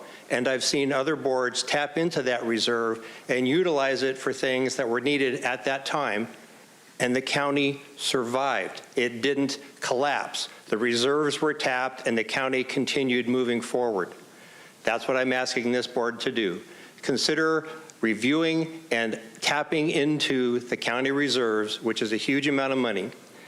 I know that Supervisor Monica Montgomery Stepp and Supervisor Tara Lawson-Remer were presented a key from SEIU. Mr. Anderson, I was not able to present your key to you personally, but I would like to leave it with the clerk. I would appreciate you very much picking it up so you can have a visual representation and reminder that you need to take the key and turn it and unlock those reserves. Thank you very much. Thank you. So the next speaker is coming forward. I'd like to invite the final speaker in person, Mark. Hello, Catherine Rhodes, and I want to talk on number 3 and number 4. First, for number 3, again, the periodic financial report. This is fund number 12580, tobacco securities. There's $280 million in fund balance. $280 million. Great, you're going to use less than $3 million for this. What are you going to use for the other $277 million? You guys could, for your budget, you could use this money for your budget if you want to, if it's going to help everybody, especially if it's going to help the poor. So one thing I don't like is that, and this is for Ebony Shelton, in your report, you don't say what fund it's coming from. You don't say the tobacco, you should put the tobacco, the fund number in the report. Sometimes you do, but this one is missing. So I don't know where you're taking this money from. And then the next thing I want to talk about is number 4. You know, and this is actually for Kim. You know, when I came here before because I had a family member who called CPS over 30 times. And in those 30 times, CPS refused to put in a safety plan. In their things, they're supposed to put a safety plan so that the child could feel safe. And just so you know, we finally had like a 2-day domestic violence trial, and the child was sexually abused, emotionally abused, coercive control, physically abused, and now I actually have custody of her with the mother. And so please actually do safety plans. The only thing she got to do is go back to her abuser or go to Polinsky or go to foster home.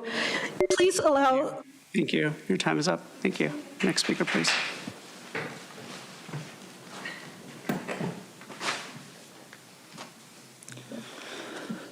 Mark, first of all, I'd like to say what a sham it is, Tara, that you've moved to tomorrow. Part of the Brown Act is that people know what's going to be on the agenda and they can come and address it on their day off. Can you please pause your time? Yeah, thank you. Just to clarify, we have to move 2 till tomorrow, because it is a 4-vote item, and I can currently count to 3 people right now. So that's the reason we had to move it to tomorrow.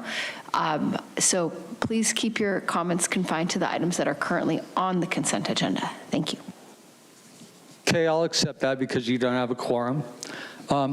However, you don't care anyway. That's why you keep the non-agenda people till the end of the meeting on their day off. It's absurd. So 1, 3, 4, 5, 6. 1 is absurd. Single source contracts are always bad. And of course, you're a corporation. Everything's a contract, and there's always middlemen and consultants, and everything's making money for the corporation, which has been declared to be more important than anything that people want every single time. And for those of you who don't come to all the meetings, it's constant. Consuelo was right. People just say they don't want something, and the board just pushes it through every time. 3, you take a grant from the devil if you support your funding for tightening your stranglehold on the public. And 4, authorized competitive solicitation for evidence-based family home visiting support services. Yeah, sure, but I don't like what the family home visiting support services does sometimes. They can be really, really separate families, and just their rules are pretty messed up. Adoption of a resolution declaring election results. Yeah, that's cute. Here's something you'll find interesting. I have an article that I have just recently pulled up. It stated that Newsom vetoed a bill to enhance fire mitigation so he could grab the land for affordable housing. This was a bill that was introduced in 2020, SB 1. And I'm out of time. Thank you. Next speaker, please.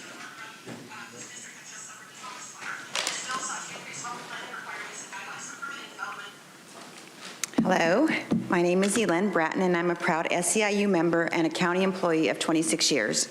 I am here in favor of accepting the tobacco rant. Item number 3, it is needed and valued to continue its good work to decrease the #1 preventable cause of death and illness in the U.S. And I'm also here to support our San Diego County opening reserves as we face an unprecedented federal government that has reneged on promised funds and other uncertain actions yet to come. During this moment, it is more important than ever to utilize the overage of reserves that has been hoarded over decades, especially since we know San Diego County has one of the highest costs of living, not just in the state, but in the country. County workers, more than most, see the disparities and care for those with the least resources and most barriers to the American dream. As a county worker who has worked in places serving these most vulnerable neighbors, I ask you not to sit on reserves that were made for times like this. Please be bold and do what the federal government has abandoned, caring for all our neighbors and neighborhoods, including all the county workers who work here and should not be forced to live outside of the county where they work and or be eligible for the same services they help to provide our lowest resource community members. Thank you very much. Thank you. We'll now hear from those that requested to speak by phone. When it is your turn to speak, you will be unmuted and you will hear a recording that will tell you to begin your comments. We'll begin with our first caller.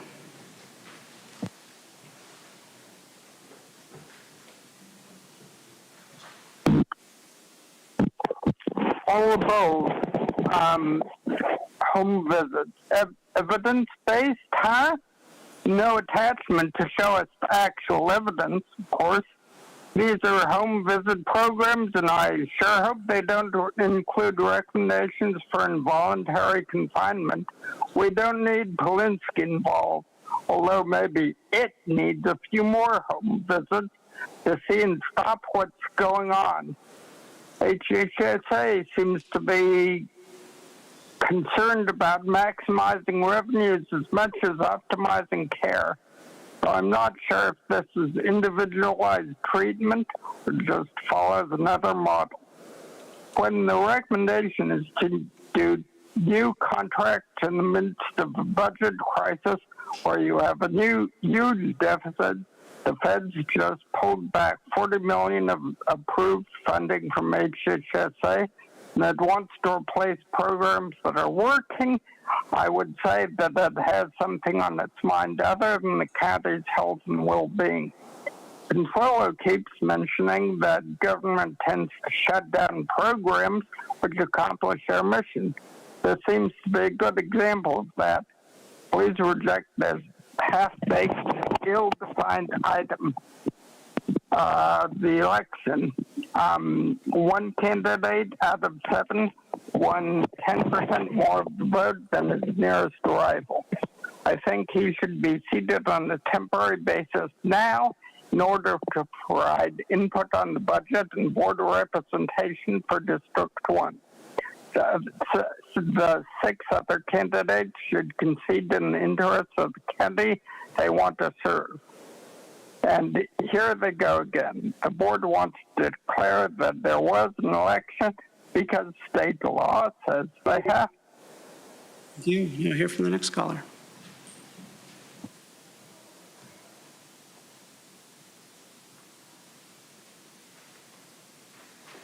Hey, good afternoon. John Elliott from Descanso. I was there this morning at 9 o'clock, made that 45-mile trip to the facility, only to discover that it was put off till 1 o'clock. You know, my wife and I own a small retail store in Descanso where we also sell tobacco products. You know, listening to the other speakers and whatnot, it's so very obvious that the whole purpose of this tax, tobacco tax program is just to generate income to the county. It has nothing to do with making sure kids don't smoke cigarettes and there's no flavored tobacco products out there. It's all about generating funds for the general fund of this county. I attended the most recent Zoom event that the county put on this subject, and the overwhelming response was how poorly written and convoluted this ordinance is, that you have all these weird packaging guidelines that don't match the packaging that comes from the factories. Also, mandatory price points. I can't sell any products for less than $10. Come on. That is wrong. I'm not aware of any other county program that mandates price points for anybody. I've been a member of a community planning group and other boards and groups on the county for going on 40 years. And I have, when you see a bad ordinance, you got to stand up and you got to say something. And this here is one of the worst ordinances this county has ever generated, and it should be totally rejected. I'm asking this board to reject the grant application, tell the state to take their money, let them continue to mandate and control their program for the $265 a year it cost me for their permit. Thank you. Now hear from the next caller.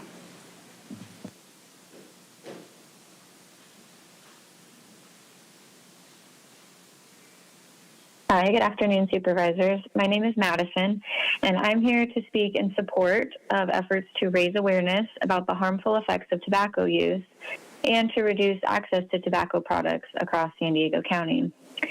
Tobacco use remains the leading cause of preventable death in the United States, claiming nearly 500,000 lives every year. Here in San Diego County, we are not immune to its devastating effects. Tobacco harms nearly every organ in the body, increases the risk of cancer, heart disease, and stroke, and leads to lifelong addiction, often starting in adolescence. That's why it's so important that we focus on prevention and access. The younger someone starts using tobacco, the more likely they are to become addicted. Unfortunately, flavored tobacco products, vape pens, and clever marketing tactics are directly targeting our youth. Limiting access to these products is not about restricting choice, it's about protecting health, especially the health of our children. Using the grant funds to reduce tobacco access and increase awareness is a smart investment in the health and future of our community. Thank you. Thank you. Now hear from the next caller.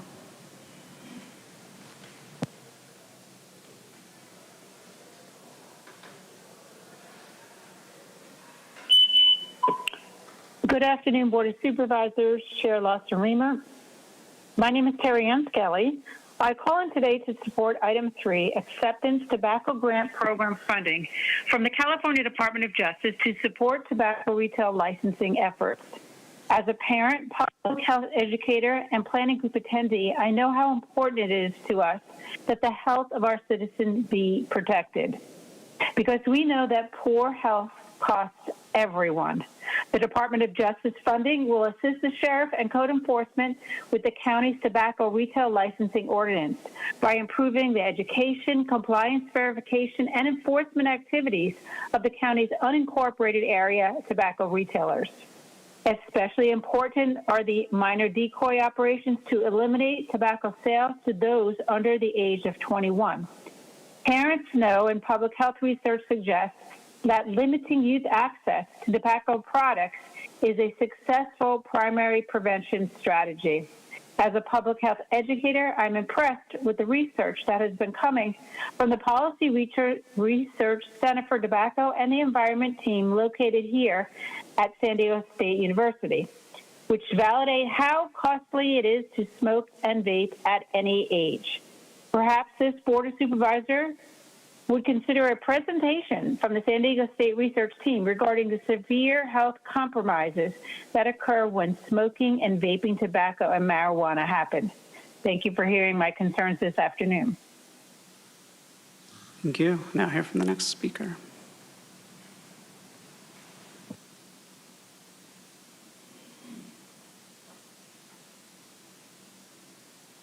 Kevin Stevenson. I am speaking in favor of item 5. I know this might sound kind of like, well, duh. It's just certifying election results of the special election for County Supervisor District 1.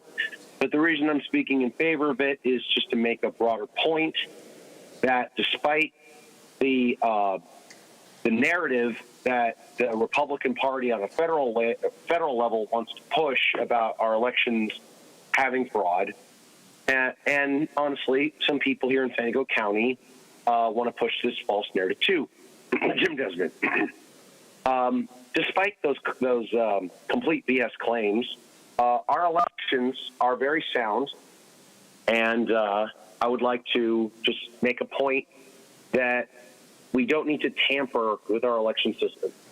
I mean, of course, no one likes having to wait for ballots to come in and update the results in tight races. I get that criticism. But broadly speaking, elections here in California tend to go pretty sound. And there's going to be a runoff, obviously, for the top 2 vote getters, Paloma and John, I believe in July. So I'm just kind of making a broader point that our elections are good, and obviously I support item 5, and we don't need to be poisoning the well with attempts to manufacture consent or voter suppression. But I will get into that more when I'm speaking against the voter ID item that Jim does. So regarding item number 5 and the consent calendar broadly, that's all I have to say for now. Thank you. Thank you. Now hear from the next caller.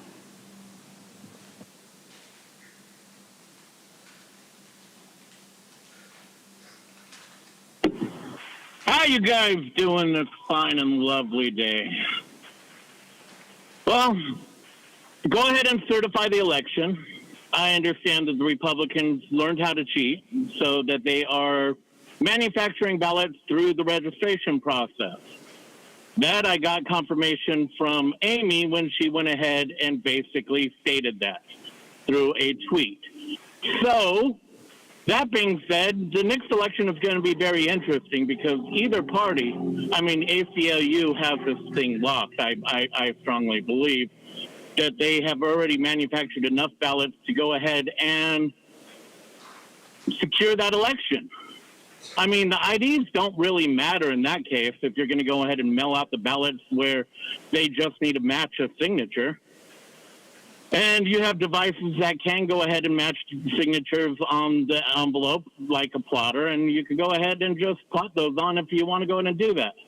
You could also go ahead and collect voted ballots and switch the contents of those, and if it makes it through, it will get counted, regardless if it is the correct ballot type or not. This is our secured voting systems, where anyone is able to cheat because ACLU made it impossible for anyone to look it up. And until that gets corrected, they're going to go ahead and waste their money. So I strongly suggest opening up that box, spend as much money as humanly possible, because I want to see what you guys can do to San Diego. Make this a wasteland in, 8 years? It would be quite impressive. But, you guys are the ones that are the smart ones, right?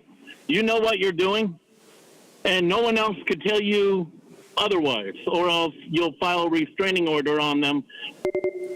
For the record, the speaker is Justin Castro. Now hear from the next speaker.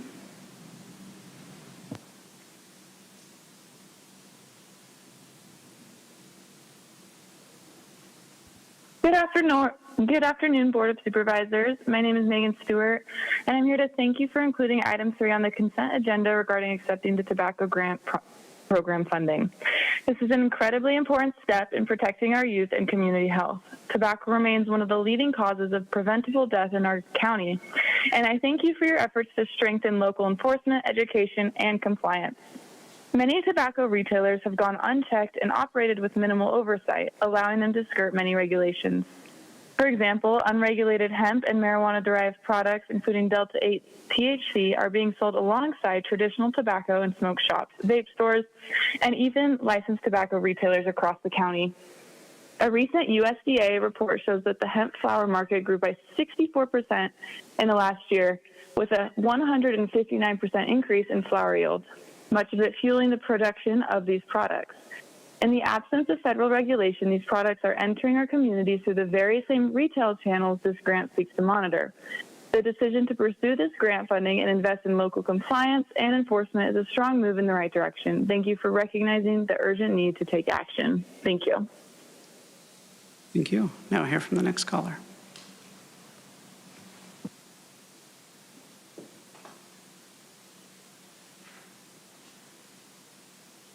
Good afternoon, Board of Supervisors. My name is Becky Rapp, and I'd like to speak to consent item number 3.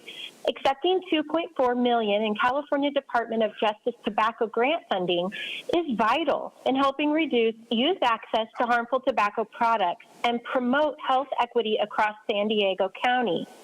To make this funding as effective as possible, we need to adapt our approach to meet today's retail realities. I'd like to suggest that we amend the tobacco retail licensing ordinance to include intoxicating hemp products. These substances are psychoactive, largely unregulated, and aggressively marketed to youth, often in colorful packaging that mimics candy or snacks. Recent data shows that nearly half of all licensed tobacco retailers in San Diego County are also selling these intoxicating hemp products. By updating our ordinance and applying grant funds strategically, we can protect youth from these predatory threats and ensure every dollar of this grant contributes to safer, healthier communities throughout San Diego County. Thank you. Thank you. Now hear from the next caller.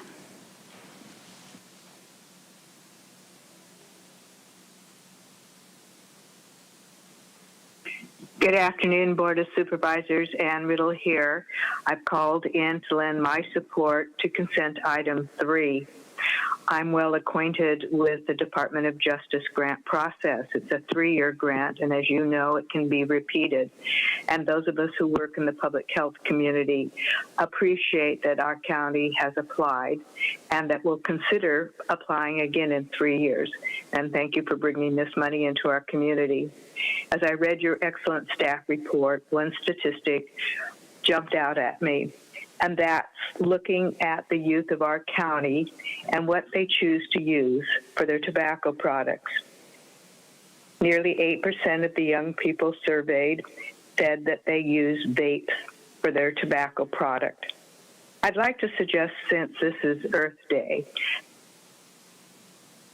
particularly the single-use vapes that are both tobacco and marijuana, and the legislation that's pending, AB 762, that would remove single-use nicotine and marijuana vapes from the marketplace. As we know, these disposable vapes typically are discarded as a whole unit, which includes a lithium battery, electronics, plastic, and other hazards. And as you can imagine, this creates a huge environmental toll. So as we look at Earth Day and as we look at these grants that we're receiving to help us with our tobacco education and enforcement, let's honor Earth Day. And perhaps the County Board of Supervisors would consider supporting AB 762, which is moving successfully through committees. And let's remove these single-use vapes from the marketplace, be they tobacco or marijuana. Thank you. Thank you. Now hear from the next caller.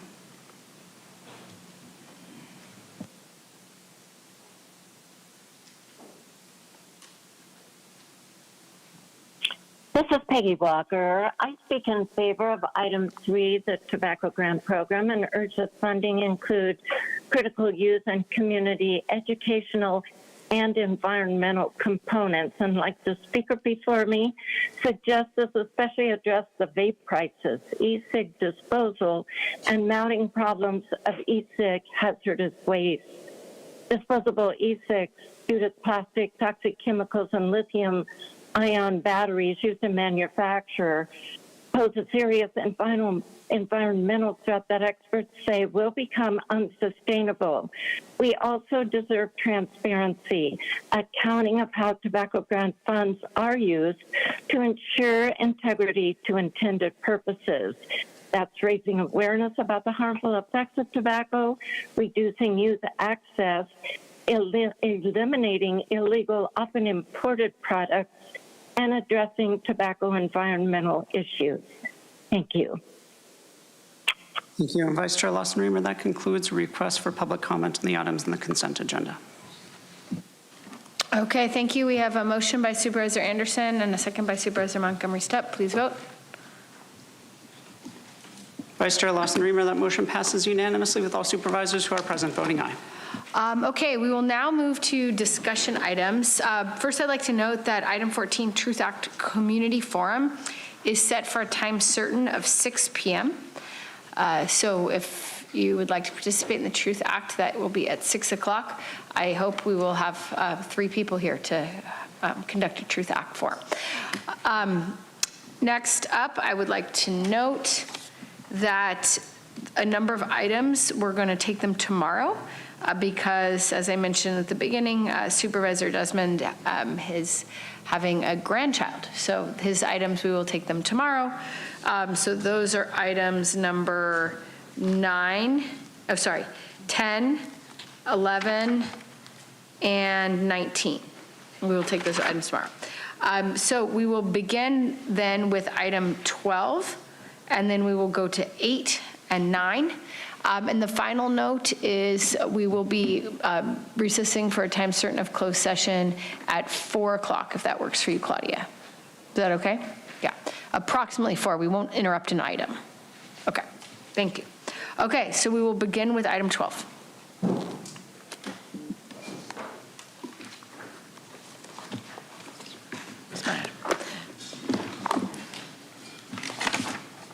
Okay. Item 12 is my item. So I'm just going to introduce it, and it's fairly self-explanatory. We adopt a calendar of regular meetings at the beginning of the year. This item asks for us to convene a meeting on the 22nd of July.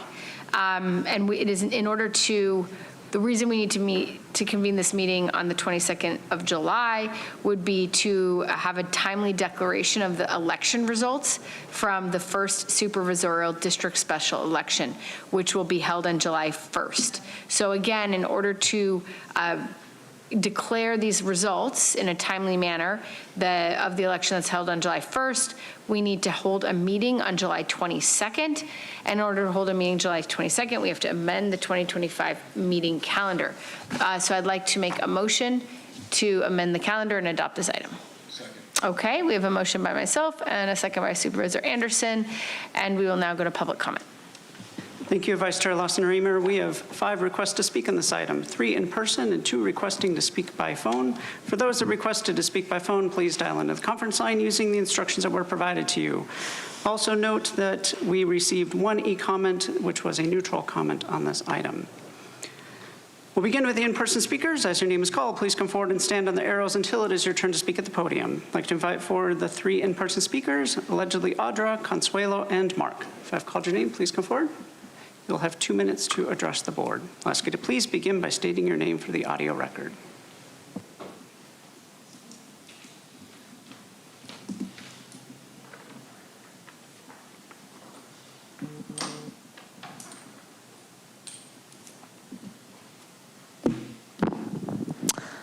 My person uses the name Audra. It's just interesting that we're having this be like a 2-minute. Joel, you might want to move that.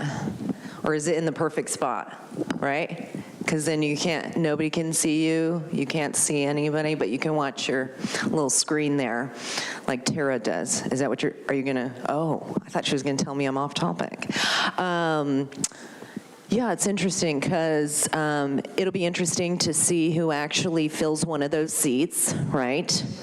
Knowing the racket that's going on in San Diego, it's probably going to be McCann, right? One of Summer's little gurus. Joel, we know Jim's attached to that, Rico as well. Joel, looking at you too, I know, being found out with the Rico, right? The Rico enterprise is going to come crashing down. You guys are in something too, it's just different. You know what I mean? So it's not as easy to like locate when you're, trying to get the ring that's in here. Because Tara's a Cerros puppet, right? Monica, who are you attached to? We're going to find out. It seems like you're neutral or like, it's benign, but there's always some business people are getting into when it comes to the government and taking people's money. So it'll be found out and we'll expose you too. But yeah, it'll be interesting to see who is going to be up there. Obviously, like I said, it's going to be McCann. But I'm wondering if it's really going to change anything, or is it going to be more of the same? Because that's usually what happens. So, Joel, that looks kind of like something sexual in nature. It's a little bit weird. Hopefully that's not what it represents. And yeah, I've got 5 seconds left. Tara, would you like to say anything? No. You look nice and green. Okay. Next speaker, please.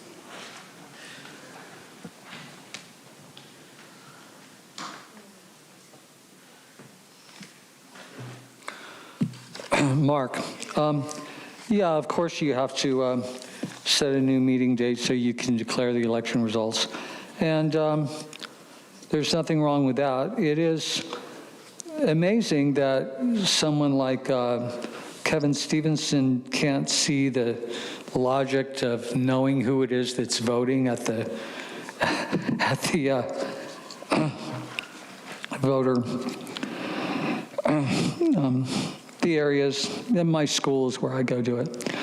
I just can't believe he can't see the logic in that. It's like everything takes an ID. You can't buy a beer without an ID.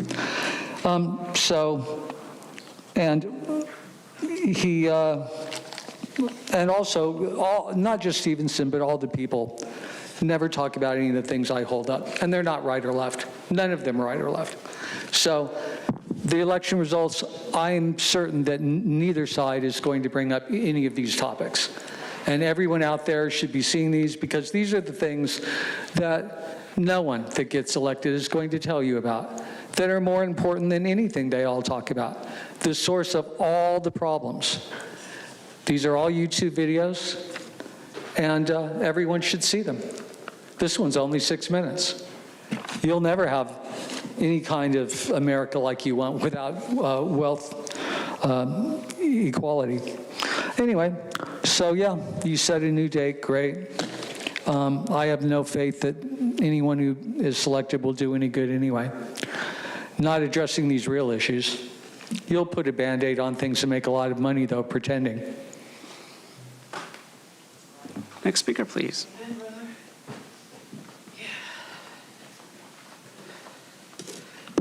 Okay, Consuelo here.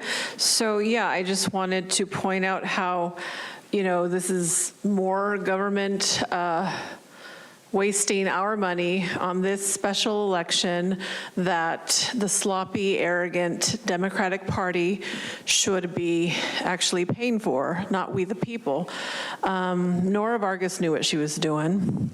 And it's sad that instead of, our priorities are so foul, like we have the San Diego City Council who wants to, they have an item to preserve, they want to switch out the flower to have another native flower, and it's like, wow, such an intricate process that we throw our money at, and yet we have veterans, some who are actually native indigenous people of this land on the streets.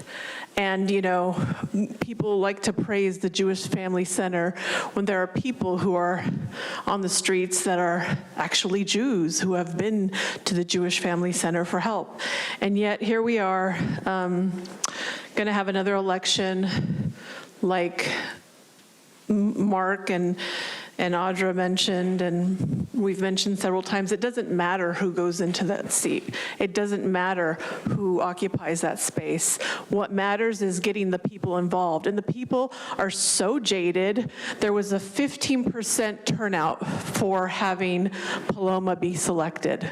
Not elected, because she sure wasn't. Vivian Moreno is a way more fierce, solid person to be in that chair, by the way. And I'm not into politicians, as you guys know, but it's just like so funny being on the front row with your eyes wide open, without the smoke and mirrors, to see it all take place. And it's like, wow, watching the fall in real life. Thank you. Now hear from the individuals that requested to speak by phone. We'll start with our first caller.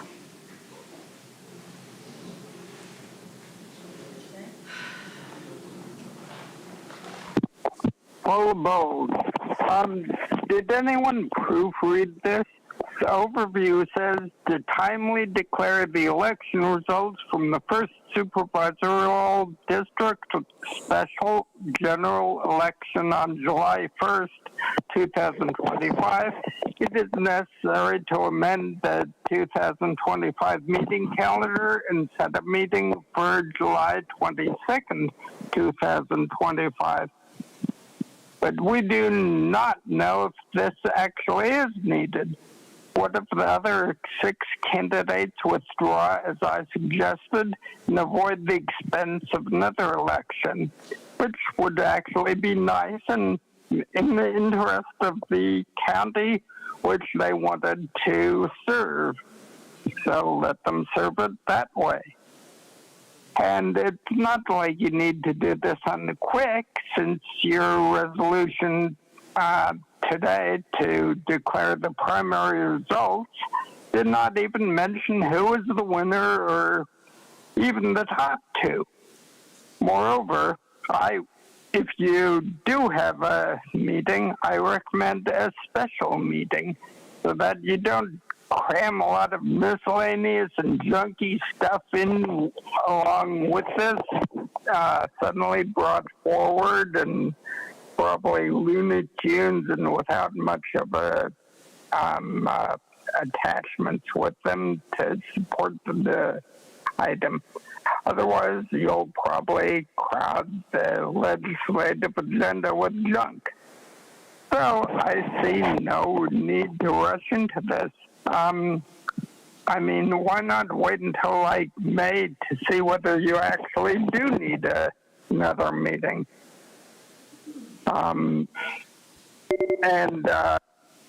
Thank you. Now hear from the next caller.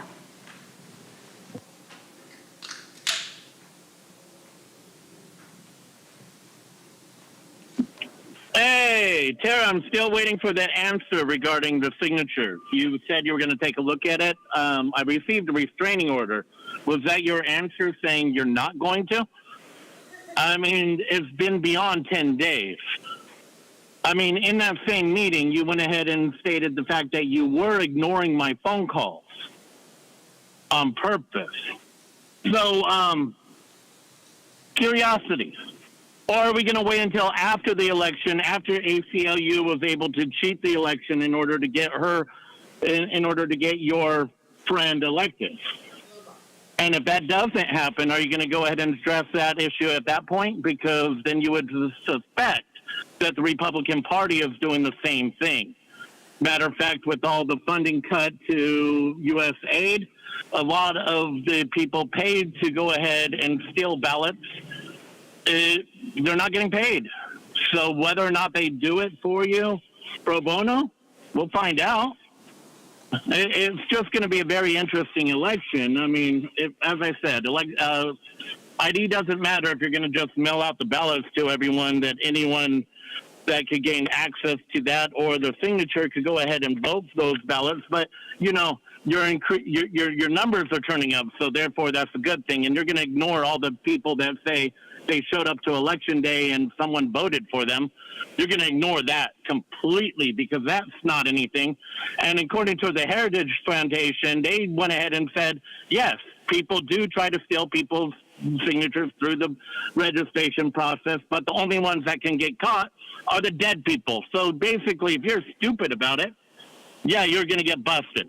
But if you're smart and you pick someone that doesn't typically vote, yeah, no harm, no foul. I mean, well, a lot of foul, but you're not going to get busted. And for the record, that speaker was Justin Castro and Vice Chair Lawson Reamer. That concludes public comment on this item. Okay, we have a motion by myself, a second by Supervisor Anderson. Please vote. Vice Chair Lawson Reamer, that motion passes unanimously with all supervisors who are present voting aye. Okay, so we now go to item 8. This is the selection of chair, vice chair, and chair pro tem of the 2025 Board of Supervisors. This item was continued a number of months ago till today. Do any of my colleagues have any comments they'd like to make? I want to be able to just defer the consideration of this until the July 22nd meeting, so I am going to be making a motion when it comes to that time to do so. Okay, so I'll make the motion now. Okay, we have a motion by Supervisor Montgomery Stepp to defer this item again until July 22nd, and a second by Supervisor Anderson. We now will hear from public comment. Thank you, Vice Chair Lawson Reamer. We have 12 requests to speak on this item, 6 in person and 6 requesting to speak by phone. Also note for the record that we received 3 e-comments, 1 in support and 2 in opposition. For any individuals that requested to speak on item 8 by phone, please dial into the conference line using the instructions that were provided to you. We'll begin with the in-person speakers. As your name is called, please come forward and stand on the arrows until it is your turn to speak at the podium. And we'll be calling you in groups of 3, so I'll ask you to please listen for your name. Also note that since we have 10 or more speakers on this item, your comments will be limited to 1 minute per person. I'd like to invite forward the first 3 speakers, Consuelo, Audra, and Pam. Okay. If I've called your name, please come forward. Okay, so again, just like the seat 1. And please state your name. Oh, Consuelo, but you waited for Gambler, didn't ya? Okay, again, just like the seat for District 1 being filled, it doesn't really matter because the game still goes on. And it's just a game. And the people on the dais, honestly, it's just, you guys are all pawns. And it's unfortunate that, people can't be home with their children actually raising them. They have to be here playing a role, acting like they're serving a purpose and bettering, society when that's not happening. Our money, our children are being neglected. People are being divided by not only religion and thinking that they're a different race and thinking that they have a choice of being blue or red. This is just, it's all to keep up the facade. Thank you. Next speaker, please.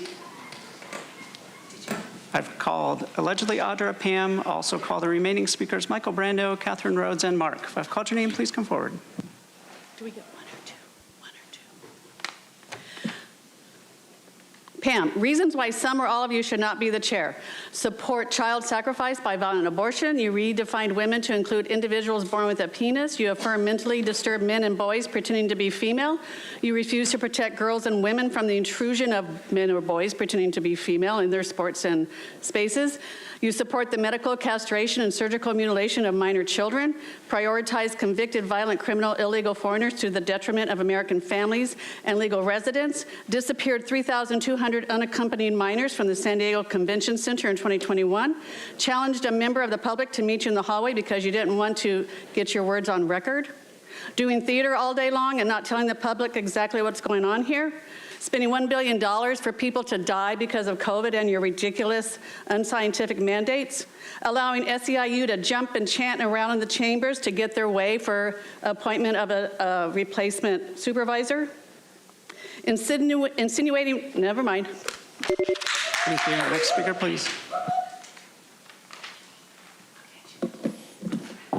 Michael, let's say that we were going with just the people we have here. I think it would be fantastic to have Joel as chair, although I don't think they'd let him because I think he's heterosexual and he probably would need to be gay to be able to be chair. Let's see, what else? We would need Monica as vice chair. Monica has a great smile. Even though Audrey says we're going to be finding out more about Monica, I think that she has access to a good heart in spite of our disagreements. And then for the pro tem, I think it would be good to have Jim Desmond there, even though he's kind of pushed around and bossed around by Tara and Monica, but he allows that, so he's got some growing to do. But again, this is all political theater. Tara, she said that's all this is about, political theater. Thank you. Thank you. Next speaker, please.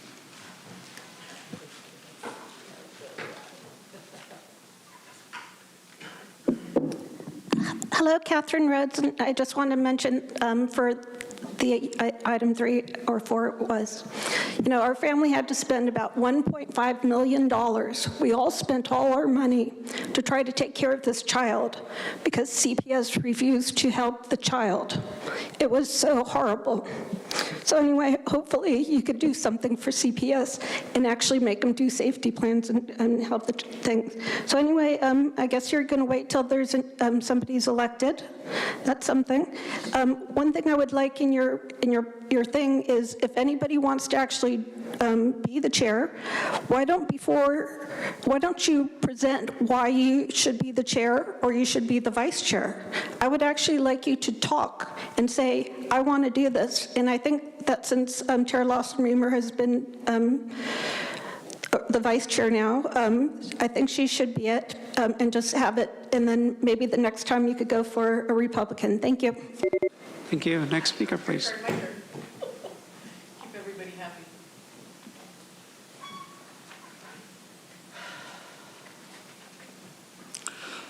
Mark, Supervisor Tara, Nora, and Monica committed corporate breach of duties and malfeasance wrongdoing, resulting in the budget not having enough money for the public core services. They're shown ignoring their core responsibilities in the 10/22/2024 Supervisors PM session on item 30 at 2 hours, 44 minutes, 30 seconds. The Jim Desmond motion to approve. Your UN policies have resulted in low-income housing and homeless shelters, which are so corrupt, housing only 10% of applicants, while some contractors and consultants get rich. So this scam UN model should be abolished anyway. Public officials as fiduciaries.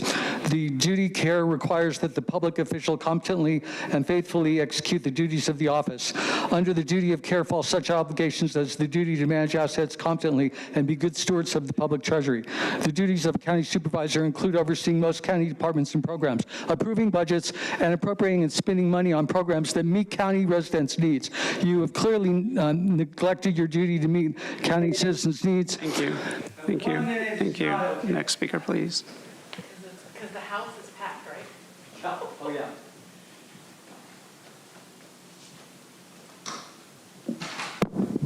My person uses the name It started at 59 seconds. That was a little weird, Andrew. Yeah, I was wondering if I could nominate my dog Pepe. He is black and white. He's super cool. He's very quiet. He loves treats, which it's kind of like, you know, paying to play, right? Like the whole racketeering thing. So it's like, at least he'll just kind of sit up there and pant maybe a little bit. I mean, he's going to be really paying attention, especially when there's treats involved. And so I feel like it would kind of be similar to what's going on with you guys. I mean, Tara, it is interesting to see that since you've been chair, you've really turned around. I mean, there was some real concern about you, you know, never showing up to meetings, kind of looking strung out or drugged up, I'm not sure, with your sunglasses. That day was super weird. I was like, what is she on? I wonder if we can give that to all the other people. I mean, who knows, right? But yes, I am going to bring Pepe, and he can just sit in your chair, Tara. You might like it. Maybe you want him to sit on your lap. I don't know. Thank you. We'll now hear from the individuals that requested to speak by phone. We'll start with our first caller.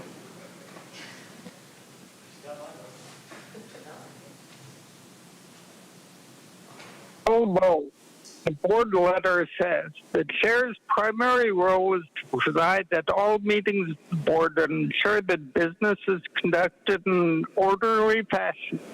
4 months in, and there's as much cussing and erratic conduct as I've ever seen.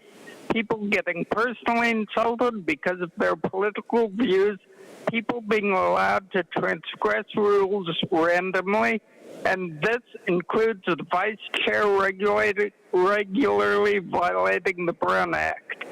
I applaud the vice chair for opening up the dialogue and liberalizing the speaking rules a bit, but she's still the #1 source of half-baked ideas. We need a new chair. You should have listened to our suggestions on how to improve the speaking process when Nora first brought it up. My suggestion of us self-regulating our speeches and suggestions to limit the Thank you. Next speaker.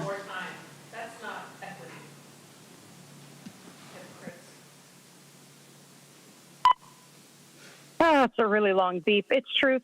Today's agenda and 5-hour late meeting start time are both prime examples of why Tara can never be a real chair. She can only badly act as a chair.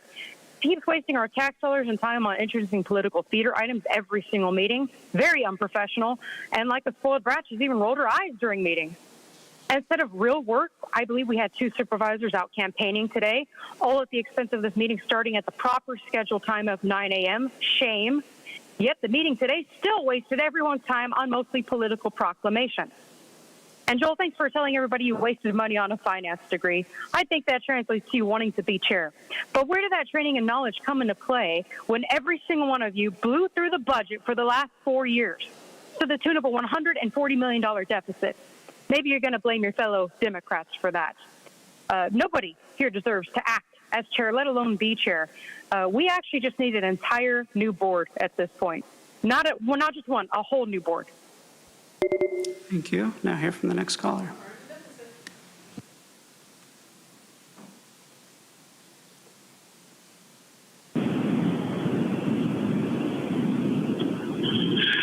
Yeah, just checking a box, right? Wasting our time, making it. I'm still waiting for that answer, Tara. Are you going to ever go ahead and give me an answer, whether or not you're going to go ahead and look into it? I mean, you said you were.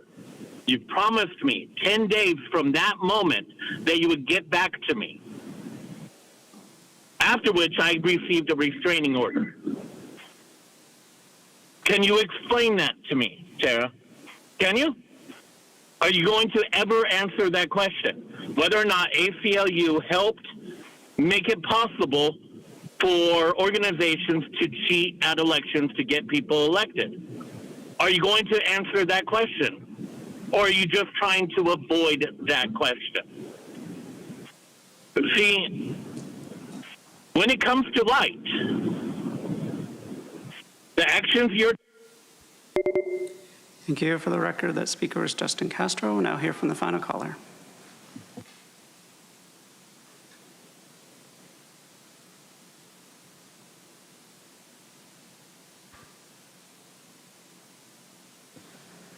Next caller is Ann Riddle. Looks like Ann just dropped off. And Vice Chair Lawson-Remer, that concludes public comment on this item. Okay, we have a motion by Supervisor Montgomery Steppe and a second by Supervisor Anderson. Please vote. Vice Chair Lawson-Remer, that motion passes unanimously with all supervisors who are present voting aye. Okay, great. So now we're moving on to the next item on our agenda, which is brought to us by Supervisor Anderson. Would you like to present your item? I would. As a matter of fact, thank you very much. And I went the extra mile, and I actually have some visuals that they're going to put up. Public engagement is essential for good governance, and the residents need sufficient time to review board decisions that impact their communities. The county currently posts board meetings agendas 6 days before the meeting, with changes posted the Friday before the scheduled Tuesday and Wednesday sessions, limiting public awareness to important items and participation. Board meetings are held on Tuesdays and Wednesdays at 9, except for today, at the county downtown San Diego, requiring attendees to arrive early in the morning after a long commute. When you look at my district and some of the other districts, some of these commute times, say for Borrego Springs without traffic, is as much as more than 3 hours. Fallbrook, Cumbah, a lot of these communities have long commutes, and many of them have zero bus service, so there's no public transportation whatsoever. And when thinking in terms of Borrego Springs, while I have suffered power outages due to high winds, they suffer them on a more regularly basis. So for them to call in it's not always impossible, but many times it is impossible. If we could go to the next slide. And you can see some of these populations when thinking in terms of Borrego Springs, that's 5,000 people roughly disenfranchised. Same thing with Campo, Jacumba, and Pine Valley. It's another 5,000. When you look at Alpine and Ramona, it's 36,000. In Valley Center, who has a long commute, it's 42,000 people.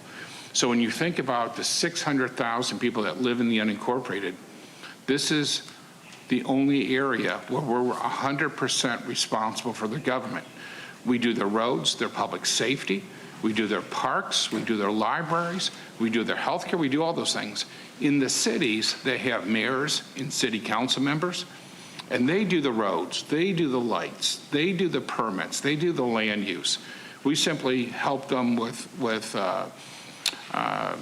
health department, weights and measures, and with behavioral health. So when you're thinking about the people that need us most,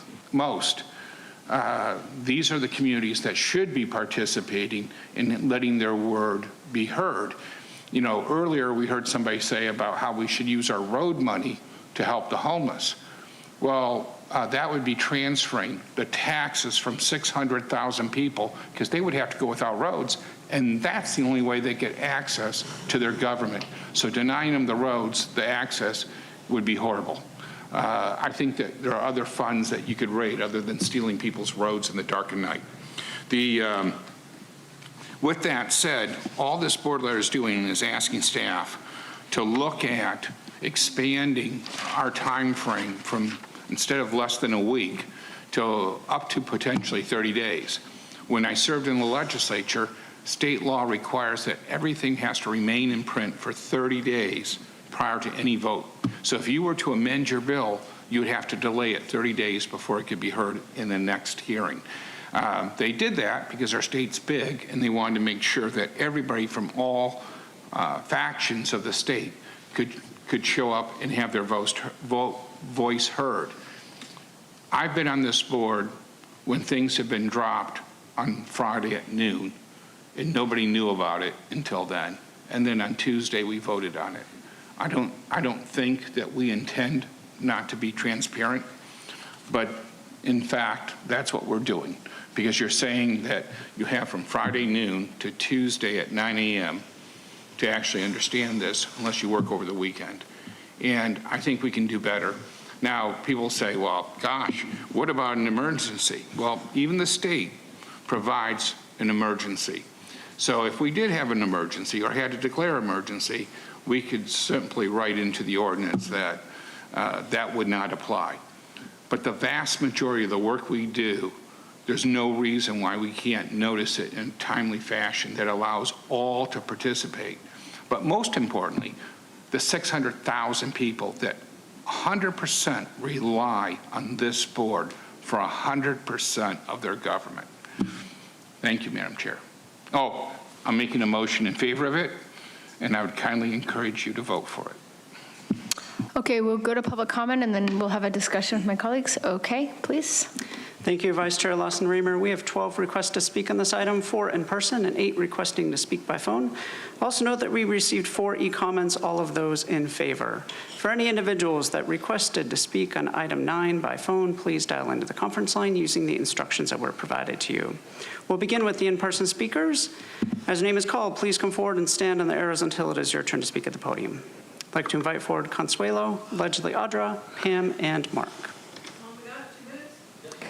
Because there are 10 or more speakers on this item, you'll have 1 minute to address the board. I'll ask you to please begin by stating your name for the audio record. There are 12 speakers on this item.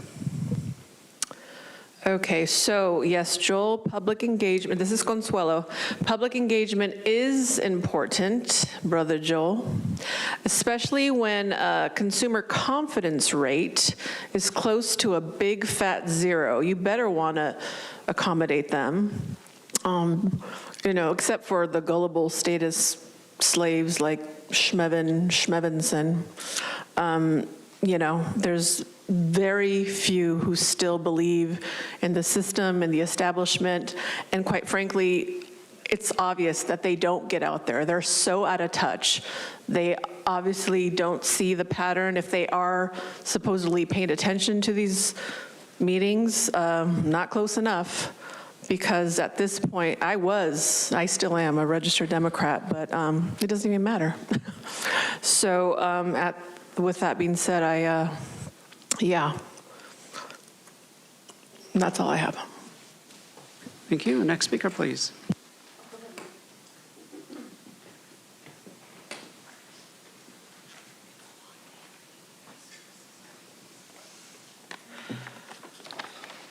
Mark, you homeowners are not stakeholders, and this board does not care about your input. The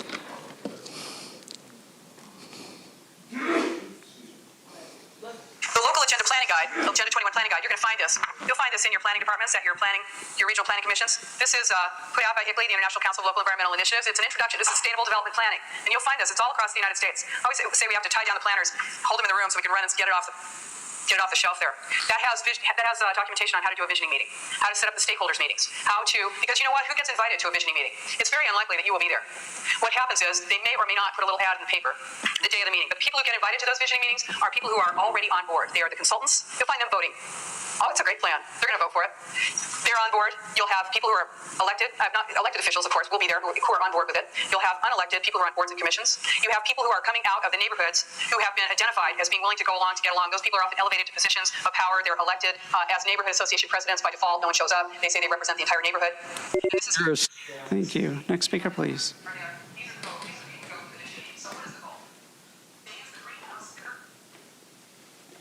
Pam. Oh, sure. I agree for all transparency and engagement. 2 things, though. Maybe in all of these remote areas, if there's a county structure where people that live in those areas can go to Zoom or to call in instead of driving here, and you have some county employee run the whole thing during the meeting. Also, 2, non-agenda should be heard at the beginning, every single speaker. Anyway, and you know what? Because all of you represent different people, different parties, every supervisor should have been at the State of the County speech. Every supervisor should have been with Lee Zeldin, EPA Secretary, today.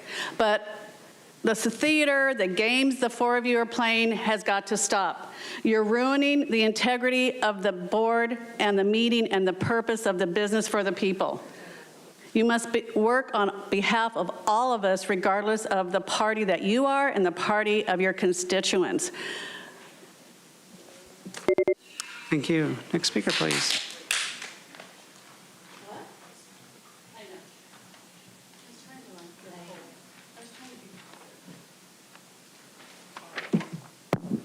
Don't start it at 59 seconds. My person uses the name Audrey. I can't, whatever. Joel, I believe this is really because you need more time, right? Probably. I mean, you couldn't even put a staple on here, but do you really think that if you gave 30 days that more people are going to be engaged? Most people don't even know who you guys are. I bet if you asked people in those areas, they wouldn't know who decides stuff. And I mean, doesn't matter if there's 6 days or 30 days. So, I mean, this seems more like for you guys to have more time, which you should be aware of the things that you're deciding on. So, I mean, obviously you've been making decisions when you don't even really know what you're making a decision about because there wasn't enough time to do it. But let's be honest, that's where the transparency and accountability comes in, when you're actually honest with why it's coming forward. Because to be honest, again, most people don't know you exist, and they would participate if they did. So I don't think 30 days is actually going to do anything, and this probably won't pass. Thank you. We'll now hear from the individuals that requested to speak by phone. We'll start with our first caller.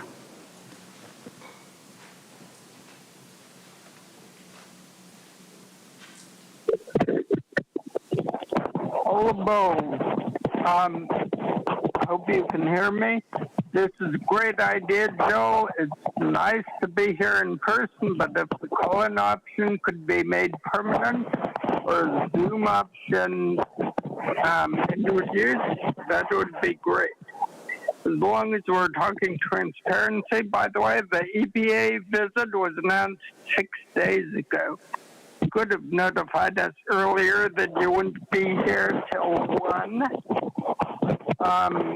One of the best outcomes I can see is that this provides more opportunity for back and forth, which might result in modifying agenda items well before the meeting to avoid unnecessary incivility in chambers. And it would certainly give more time for people who work or have other duties to look at research and or discuss the agenda item before. Thank you. Now hear from the next caller.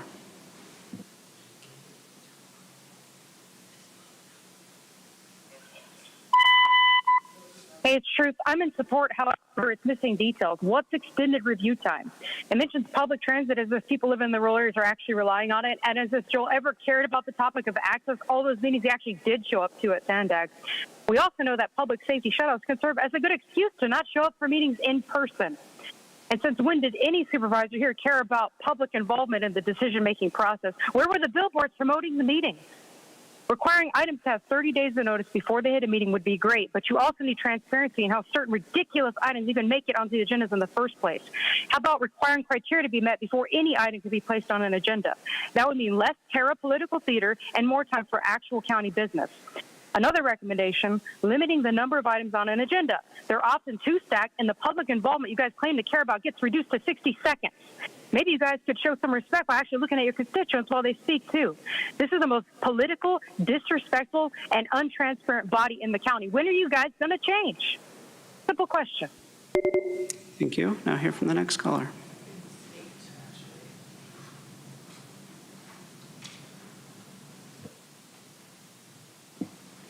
Hey, how you guys doing? We all know you don't really care about what we have to say, especially you, Joel. How many times did you even reach back out to me? How many times have I called your office asking you to discuss election security regarding the registration process? And you flat out ignored it, correct? You just flat out ignored it. Ignored me. And I'm supposed to still treat you with respect when each and every single one of you flat out ignored me when I had something important to say. The fact that you guys are giving me disability now after 6 years after me getting fired should say something. You guys are committing crimes, ungodly amount of crimes, and it's going to come back to you eventually.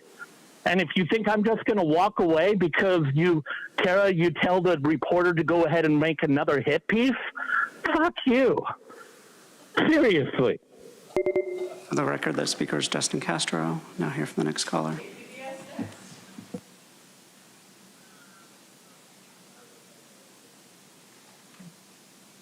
My My name is Karen B. On item number 9, I am for this item because I feel that people even living in Greater San Diego area need more time to review the agenda items. Sometimes the agendas are like close to 90 pages long, and people that care, they need time to read those. So yes, please vote yes on that.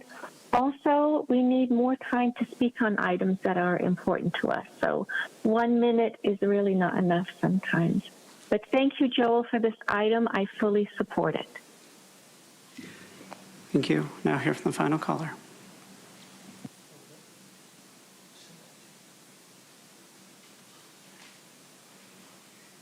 Good afternoon. Oliver Twist here, modeling civility and decorum. I wanted to let you know that I am strongly in favor of this item. Thank you, Joel, for putting it forth.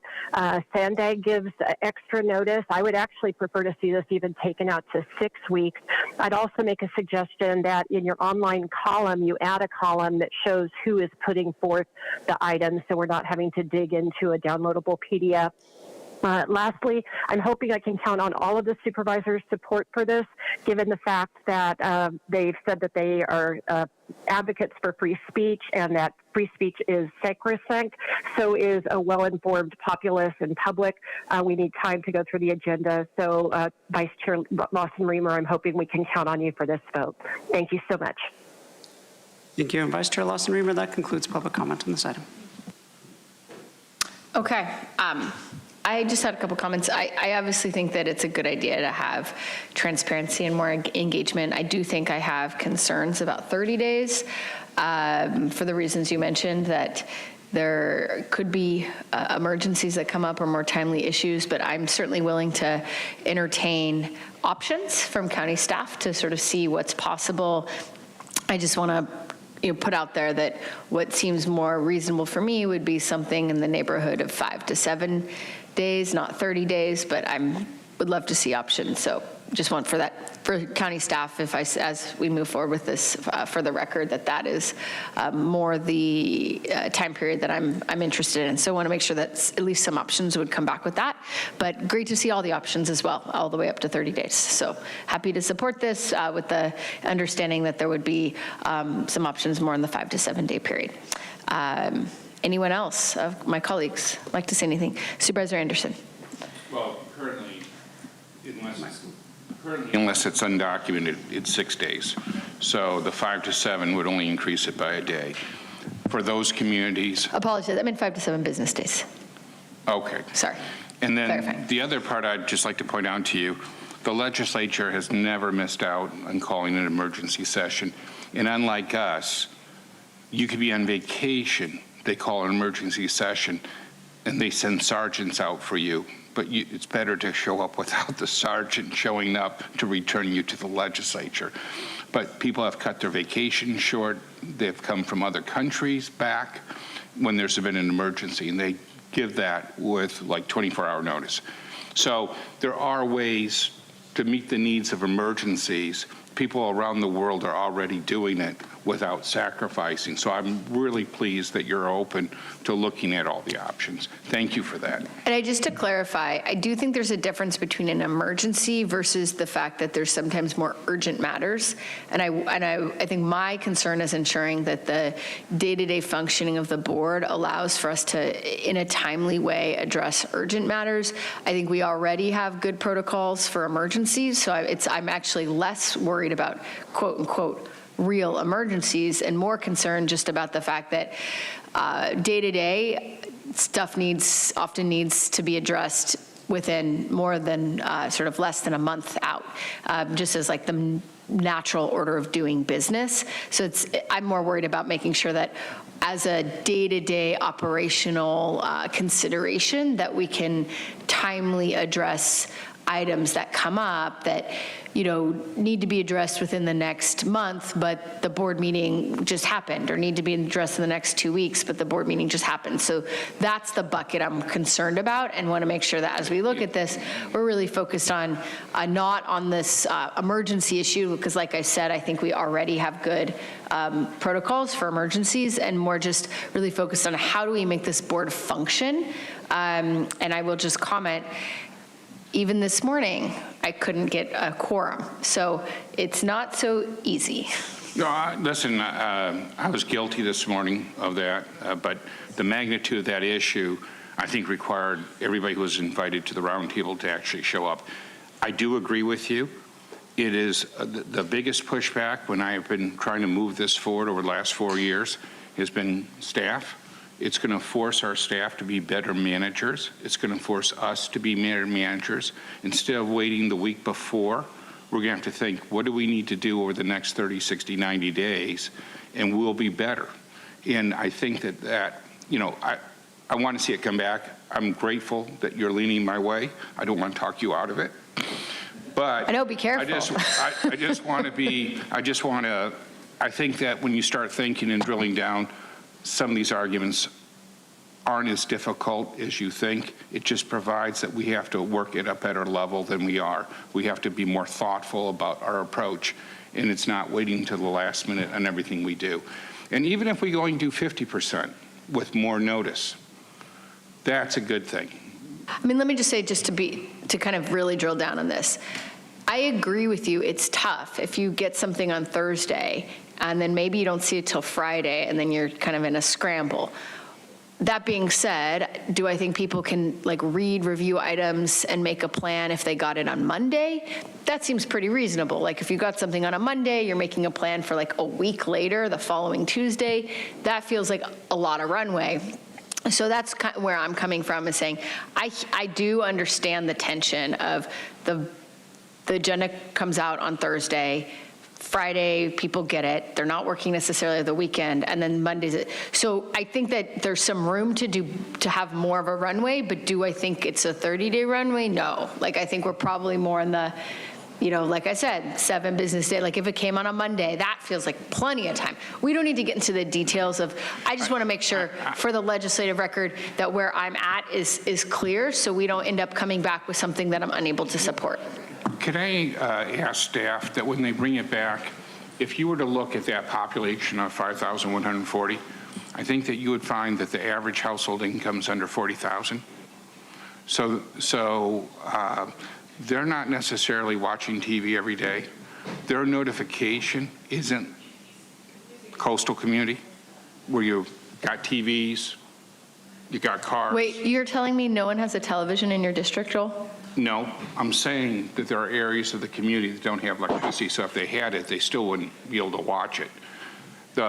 When we approved all the solar, it's not for those communities. That's for the coast that we approved the solar. All I'm saying is, I just want to look at, if this population was anywhere else, we would be bending over backwards to help this population. I just think that we need to take a full look at, I'd be happy to give you a tour of my district. If you saw these rural, poor communities and you understand their hardships, I think you might have a different tone. Can I ask a question, Joel? Would you be interested? I mean, I think it's a great idea to make our meetings more accessible. I'm very interested in having that conversation. Maybe we should look at, maybe we need to have a meeting occasionally in each district and make it more accessible, and people don't need to drive here. So I think it's a great idea to have that conversation about how we make these meetings more accessible. I just want to center that I don't want us to end up in a situation where we can't get the work of the county done. Got to do the work. And we have to do the work here. And certainly if we can provide more notice, and it would make it easier for people to participate without it undermining or infringing on our ability to respond in a timely way to the matters of business at hand. Very open to that. I'd be open to looking at, do we want to do one meeting each year in each district? I mean, that would be interesting. I know Claudia won't let me to talk about this anymore because it's not noticed, so I will stop, but I just wanted to kind of put out there, I think it's a really worthwhile conversation to say, hey, what do we need to do as a county government to sort of be more accessible? Supervisor Montgomery Stepp. Yeah, thank you. No, I do want to second the motion. I am looking forward to seeing what the CAO comes back with. I would say that I think I would like to see more benchmarking from county governments too. The state is just a whole different bear. The way that legislation is introduced and the committee process and all of that, all of the things. But I do think that wherever we have an opportunity to do more and give more folks a chance to have a voice directly to us, we certainly should do that. And we don't want to, you know, especially unintentionally count folks out based on location. I think a lot of the options that we've heard from this board, but also from the public around online access and those types of meetings, just like we heard some good ideas. And so I would like to try to look at all of that to see how we can be more accessible. I have been, they have been outside boards, but I have been on boards where, you know, we have traveled to different areas of the region. So, I mean, you know, I know that that's logistically always going to be a challenge, but at the same time, it's a really big district. There's 3.3 million people, so we should try our best to make sure that everyone has an opportunity to be heard. So, yes, I'll second the motion. Thank you. If I may, we don't have a committee process, so it's not like it's delayed out where people can give input all along the process. I wouldn't be as concerned. Now, it's hard to have a committee process when you have 5 members. If this board moved to 7 or 9, then you could, and that could be another potential answer, is expanding the board. Let me just say in response to that, I'm just pointing out the fact that the state has an entirely different process because it has an entirely different function. Really, we are at the local level for more implementation as well, which means we do have more of those urgent type items that come to us for approval of grants, for example, and things like that, which you've been at the state, I certainly have it, but it's just a different function of government, I would say. So I'm just asking if we take all that into consideration. I just want to echo, I think my colleague had a really good point. I think it's helpful to see what other counties do. That feels very relevant. Other cities and counties and localities, not just the state. I think that would be very helpful for me. What's the timeline? What's the process at other counties and cities, but really counties? Thank you. Okay, we have a motion by Supervisor Anderson, a second by Supervisor Montgomery Steppe. Please vote. Vice Chair Lawson-Remer, that motion passes unanimously with all supervisors who are present voting aye. Okay, so now next we have a couple items that we're going to wait, and so that's item number 10 and 11. Those were both my colleagues' items, so we'll take those tomorrow. And I've had a request. I want to make sure we get through all the timely orders of business today, which is why we're taking this agenda in a slightly out of order manner. So we do need to do item 20. That is actually very important. We do it today. So we're going to take item 20, and then if we have additional time, we'll do another item before closed session. So item 20. Ebony, do we have any introduction of this item? Supervisor Anderson, Supervisor Montgomery Steppe, do you need any additional information? Okay, great. We'll just go to public comment. Thank you. Thank you, Vice Chair Lawson-Remer. We have 6 requests to speak on this item, 3 in person and 3 requesting to speak by phone. Also note for the record that we received 1 e-comment in support. For any individuals that requested to speak on item 20 by phone, please dial into the conference line using the instructions that were provided to you. We'll begin with the in-person speakers. I'd like to invite forward Consuelo, allegedly Audra, and Mark. You'll have 2 minutes to address the board. I'll ask you to please begin by stating your name for the audio record.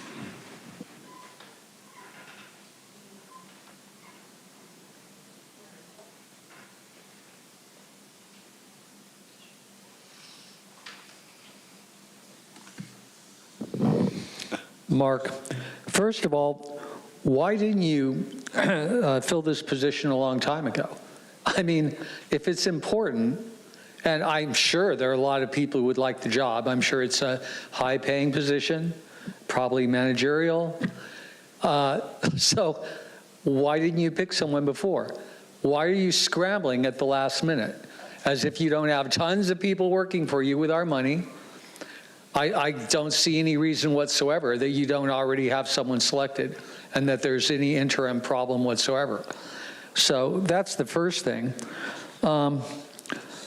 I don't really know anything about William Morgan, Director of Public Works, Assistant Director of Public Works.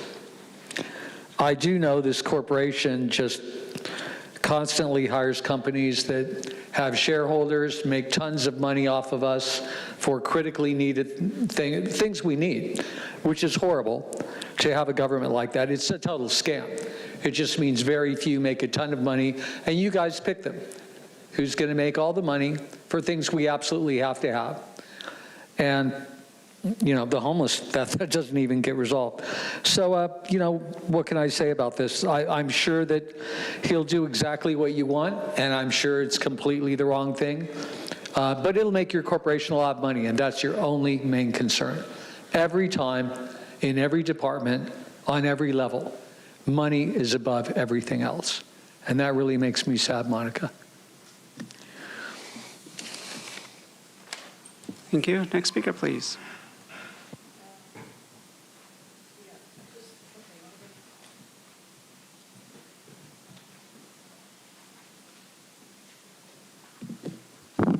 My person uses the name Audra. So William and I have something in common. We have the same last name. How cool is that, right? I mean, but I mean, are these really critically needed positions? Like, are you all critically needed?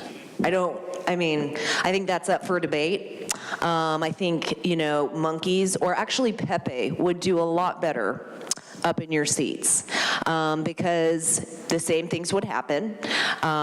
You know, money would go into whoever's pockets. You know, children would continue to suffer. It's just weird when we say they're critically needed positions, because what your guys' goal is to destroy everything. So I'm just, you know, is this like for the public works to continue to make sure that things aren't upkept, that we're not taking care of the infrastructure, right? So I mean, that would then make the last name Morgan look bad, but it probably already does just because he's in that position. I don't know.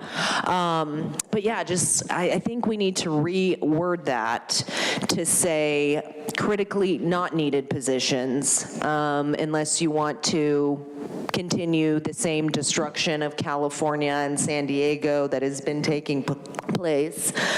I don't know, I have 40 seconds left. Tara, would you like to have a conversation in the time remaining? Do you have any questions for me? No questions. Are you sure? That's weird. I'm surprised you're not going to tell me I'm off topic. Dang it. What if I talked about tulips? Is that off topic? Claudia, Sylvia, whatever. It's kind of like two first names. Too bad you're complicit in taking kids from families. That's pretty crazy. I just found that out too. That's great, because now I'm going to give you a lot of shit about it. Next speaker, please. Okay, Consuelo here. Okay, so I just searched really quick William P. Morgan, or William Morgan P. So he's been employed by the county since 2000 and I believe 2014, starting out with an average wage of a whopping $82,937, while the median, okay, that was in 2014. Wow, I got into the wrong business, eh? Let's see, and then he now makes $164,809. First of all, is William Morgan in the house? No? Okay. Well, yeah, as far as this being an emergency and being so critical, I mean, it's you know, it's kind of like that proclamation that Joel gave that guy, the math guy, while our freaking county's in a deficit, talking about teaching the teachers. I mean, is this another person who's just dropping the ball and we're just shelling out money because anyways, whatever. Thank you. We'll now hear from the individuals that requested to speak by phone. We will start with our first caller.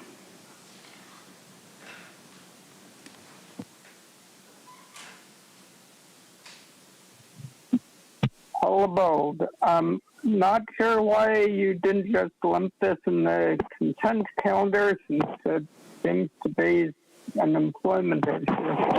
I read that Bill Morgan actually got an award in 2016 for building a 500-foot bridge over the San Luis River on Valley Center Road on unstable ground with an extra lane and sidewalk, so I'm guessing he has some really good engineering experience.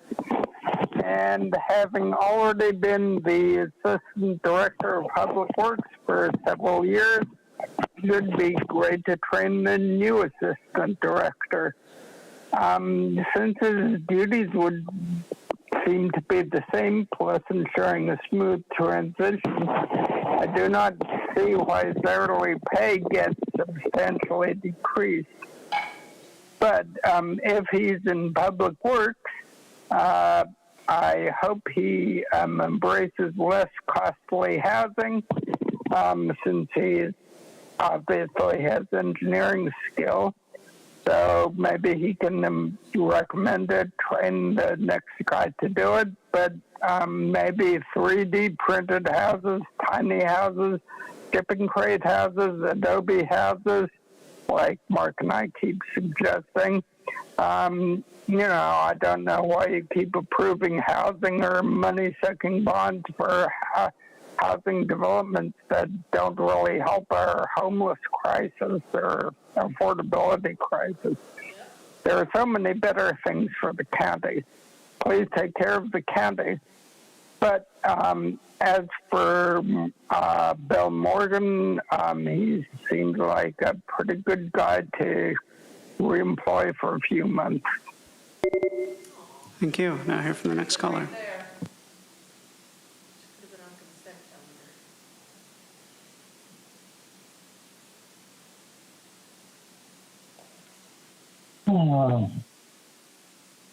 Ask you to please state your name for the audio record. Well, you got my name wrong the last 4 times that you said it, didn't you?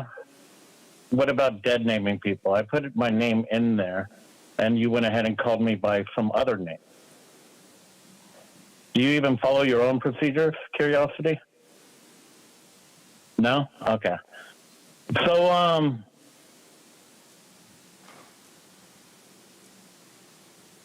I don't understand why you guys keep on doing these things. Is this just a way to extract a little bit more money? I don't know.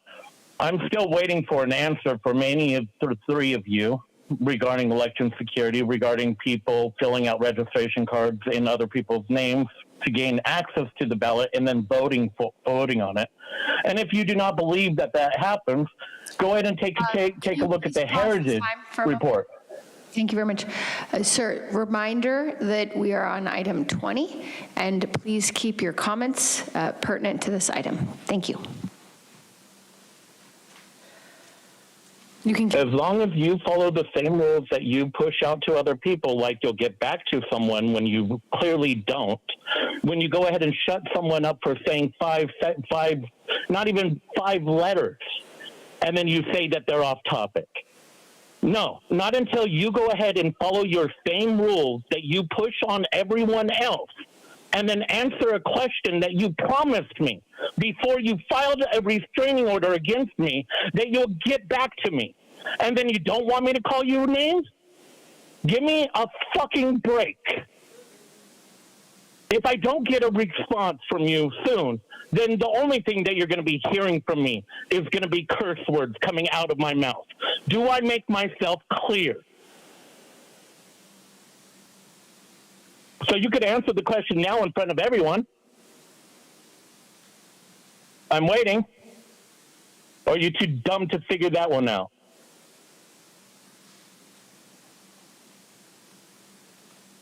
Still waiting. And for the record, that speaker identified themselves as gambler, and that concludes public comment on this item. Vice Chair Lawson-Remer.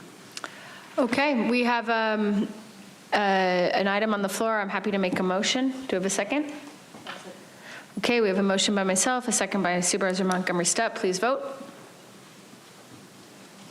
Vice Chair Lawson-Remer, that motion passes unanimously with all supervisors who are present voting aye. Okay, we will take one more item, then we're going to go to closed session comment, and then we'll go to closed session. So we'll move to, I was also told we have a couple more that are time sensitive, so we'll go to item 15, which is the notice public hearing and an ordinance amending Article 20 of the San Diego County Administrative Ordinance Code. Team, you can take a couple minutes. I know everything has been very upside down.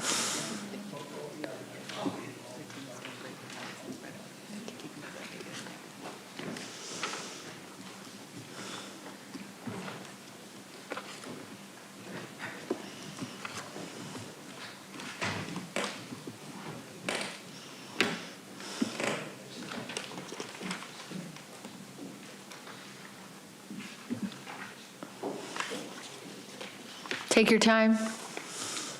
Let us know when you're ready, but take your time. Good afternoon, Vice Chair Lawson Reamer and members of the board. County Fire is bringing before the board today a request to update the fees charged for certain services within County Fire, the Emergency Medical Services Office, and County Service Area 17. Joining me today is Jeff Collins, Director of County Fire, and I'll now turn the presentation over to Jeff. Thank you. I'm going to provide an overview of the fees related to San Diego County Fire, our Emergency Medical Services Office, and County Service Area 17.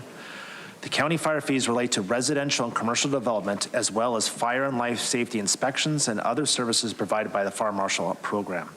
The EMS office fees relate to personnel credentialing, inspecting, and permitting ambulances, and hospital specialty designations. The CSA 17 fees are for the ambulance transports in 3 coastal cities, 3 unincorporated communities, and a small portion of the city of San Diego. For fees related to the Fire Marshal Program and the EMS office, they have been updated to reflect the cost and time spent for each service. For CSA 17, the proposed increase provides consistency with County Fire's ambulance rate and ensures fiscal stability into the future. These are the various types of fire marshal fees and rates to ensure that new development meets fire safety requirements and existing business owners and other facilities remain safe for the public and employees. For new residential and commercial projects, we do over 500 reviews each year for building permits, tenant improvements, grading plans, fire alarm systems, alternative fire suppression systems, and on-site inspections. In addition, County Fire performs over 1,100 inspections on existing businesses and another 250 inspections on state-mandated facilities like schools, jails, assisted care facilities, and daycare centers. Currently, business inspections are done at no cost and result in a significant loss of revenue. We are proposing to begin charging businesses for inspections and re-inspections. An hourly rate will be prorated for the actual staff time associated with the inspection at each business and completing the mandated paperwork. We are also proposing a new set of rates for standby apparatus and personnel, which covers when businesses and organizations request on-site and dedicated fire apparatus and staffing for a special event or business function. This chart shows examples of the fees that are included in the proposed fee revision package. We're recommending increasing 10 fees and 1 rate and decreasing 1 fee. In addition, we are adding 14 new rates for standby services. County fire fees have not been revised since 2021. The increases are primarily impacted by negotiated county labor cost increases, but in some cases, the necessary staff time and number of inspections have been updated. For business inspections, we will continue to increase our efficiency with the number of inspections in each community and work with businesses in advance by providing a checklist and summary of past visits so that we complete inspections as quickly as possible to avoid follow-up visits. This slide describes the fees charged by the EMS office. Last April, the board approved a 3-year phased increase for county fire EMS fees. The updated fees before the board today are based on the 2nd year of the phased approach and also take into consideration an annual analysis of staff time and costs for each service. The EMS office credentials emergency medical technicians, provides paramedic accreditation, and authorizes mobile intensive care nurses. Each year, the EMS office receives about 5,000 personnel applications, reviewed by a team of 5 dedicated staff, usually within 3 business days. The pre-hospital standards team provides oversight of the private ambulance industry in San Diego County by permitting providers, both ground and air, and inspecting over 500 ambulances each year. The county EMS office designates base station hospitals and trauma centers per statute. The office's work includes quality assurance and quality improvement reviews, policy and protocol development, program coordination and integration with meetings and communications, and review of hospital compliance with statements of work. There are 7 base hospitals and 6 trauma centers in San Diego County. All 9 EMS fees and services were analyzed for compliance with Board Policy B29 approved by the Auditor Controller. Drivers for the fee adjustments include the cost and staff time responsible for performing the service. The board phased in the increases last year to lessen the impact to the provider community while still working towards B29 compliance. For the remaining phased increase next fiscal year, we will once again analyze time and costs and propose fees that are consistent with full cost recovery. County Service Area 17 is a voter-approved special district to provide ambulance services in the unincorporated cities of Del Mar, Solana Beach, and Encinitas, and the communities of Del Mar Heights and Del Mar Terrace, and the unincorporated areas of Rancho Santa Fe, Forest Ranch, and a portion of Elfin Forest. CSA 17 is funded through property taxes, benefit fees, and ambulance transport user fees. The county contracts with AMR to provide service. The residents' rates have been heavily subsidized because of the property taxes and benefit fees that help support the district. However, costs have now outpaced the necessary revenue in order to keep the services sustainable. With the support of the CSA 17 Advisory Committee, we're proposing to increase the ambulance transport rate to the same level that was approved by the board for County Fire's ambulance service area. The 3 separate fees for residents, non-residents, and out-of-county patients will be consolidated into one fee. This increase will only impact commercial insurance providers. Patients are only responsible for copays and deductibles. We don't do balanced billing or surprise billing, and Medicare and Medi-Cal have fixed rates. We are also proposing a new standby rate for ambulance services. Should the board approve this change, CSA 17 will be able to maintain the existing level of service and have a sustainable source of revenue into the future. Public outreach was completed for all 3 fee packages. In addition to presenting the fire marshal fees to the Fire Advisory Board, a page was created on the county's Engage website, and we provided notification to chamber organizations, the businesses that we inspect, and stakeholders from the building and environmental community. A community information session was also held. The EMS fees were presented to the Emergency Medical Care Committee, and outreach was made to the Hospital Association, the Ambulance Association, and the Fire Chiefs Association. The CSA 17 fees were presented to the CSA 17 Advisory Committee, which includes representation from Encinitas, Del Mar, Solana Beach, Torrey Pines, and Rancho Santa Fe. I'll now turn the presentation back to Andrew. Thank you, Jeff. Today's recommendations include finding the proposed project exempt from the California Environmental Quality Act, CEQA, and approving the findings in Attachment D pursuant to CEQA guidelines, approving the introduction of the ordinance relating to San Diego County Fire, San Diego Emergency Medical Services, and County Service Area 17, and waiving Board Policy B29 for fees, grants, and revenue contracts, which requires full cost recovery for services. If the board takes action as recommended today, then on May 6, 2025, consider and adopt the ordinance relating to San Diego County Fire, San Diego Emergency Medical Services, and County Service Area 17 charges and fees. That concludes our presentation. Subject to any questions. Okay, thank you very much. We will turn to public comment, and then we will return to my colleagues if anyone has any questions on this item. Thank you, Vice Chair Lawson-Remer. We have 5 requests to speak on this item, 3 in person and 2 requesting to speak by phone. Also note for the record that we received 1 e-comment in opposition.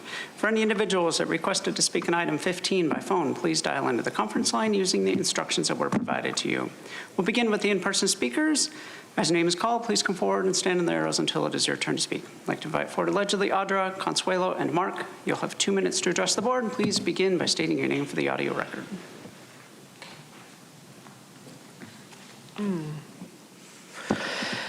Consuelo, wow, this is why people should be paying attention. It's front row seats to this whole global agenda. It's like they're just now targeting the people, the wealthy people who've worked, a lot of them have worked their entire lives. Gosh, these fee revisions. let's see, raising the fees between 8 and 230% when the inflation rate is about 2.5 is grossly inflationary. You call this a phased approach. Yeah, right. It's a way to keep the poor people from building in unincorporated areas. That's what's so. This is so obvious. And just the ambulance transfer fees, it's like $48 per mile from Del Mar, Solana Beach, Rancho Santa Fe.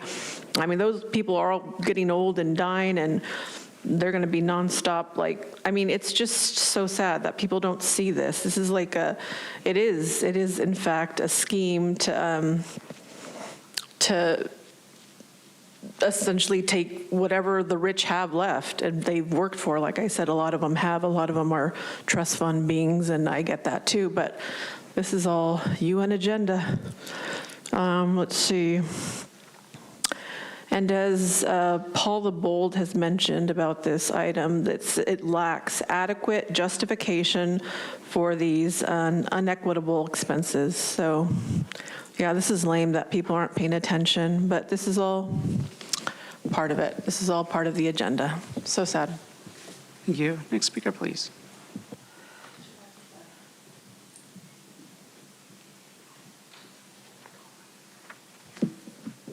My person uses the name Audra. They'll find out when it comes down onto them, and then they'll be like, oh my gosh, I can't believe it. Just more fraud, waste, and abuse. It's crazy how many times we just increase fees, putting people, just if they can't pay their property tax, in danger of losing their homes. And it's always because you can no longer provide this service. The cost of service goes up, and it's like, you raise the property taxes, that wasn't enough. Now you're talking about raising some things like over 200% or whatever. And it's just, that is not phasing it in. That's just kind of going straight at it. And it's sad because, like, if we're talking about fires too, it's like you're doing things that are making it going to make it impossible for people to evacuate. And if you weren't spending money on that, then these services could be provided to the people without having to constantly put them in dire straits just to be able to do something. I mean, is this going to make it so more businesses don't want to be here? More people aren't going to be building. It's like everything that we do or that you guys are engaged in, it really puts people in further detrimental positions where they're like, people are just trying to make ends meet right now. And it's sad to see that, like, the cost of you guys doing business is that there's always going to be an increase, and it's always going to be the people that have to pay for it. When they're just, again, like trying to figure out, how am I going to feed my kids? Am I going to be able to get this medicine? Probably shouldn't get it anyway. It's probably killing you. But it's sad to see that this is the cost of business for you guys, and that you should be the ones that are paying these fee increases. It shouldn't be the people, because you are wasting our money, and it should be going towards things that are actually going to benefit people's lives. But as we see on a gradual basis, you're phasing in the fact that they're not going to have anything and be happy. Thank you. Next speaker, please.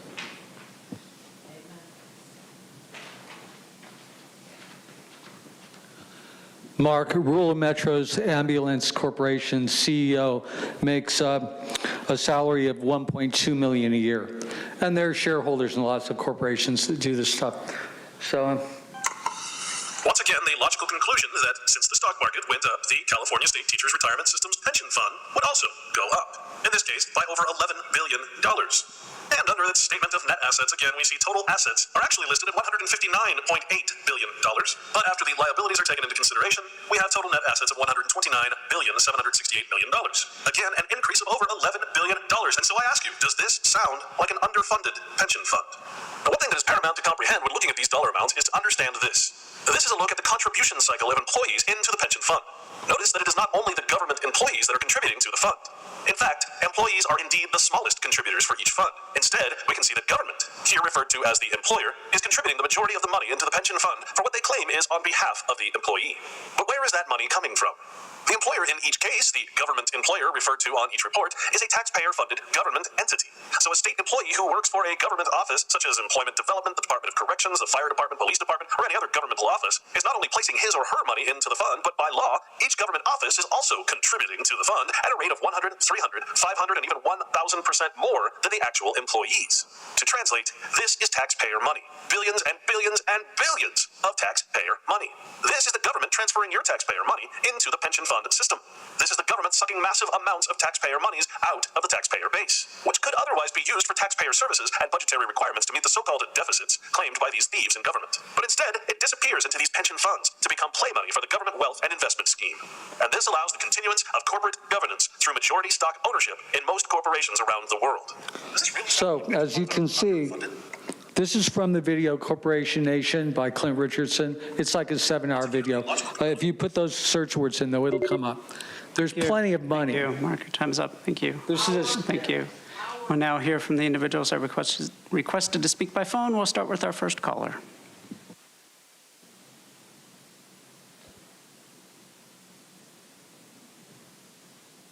All bold.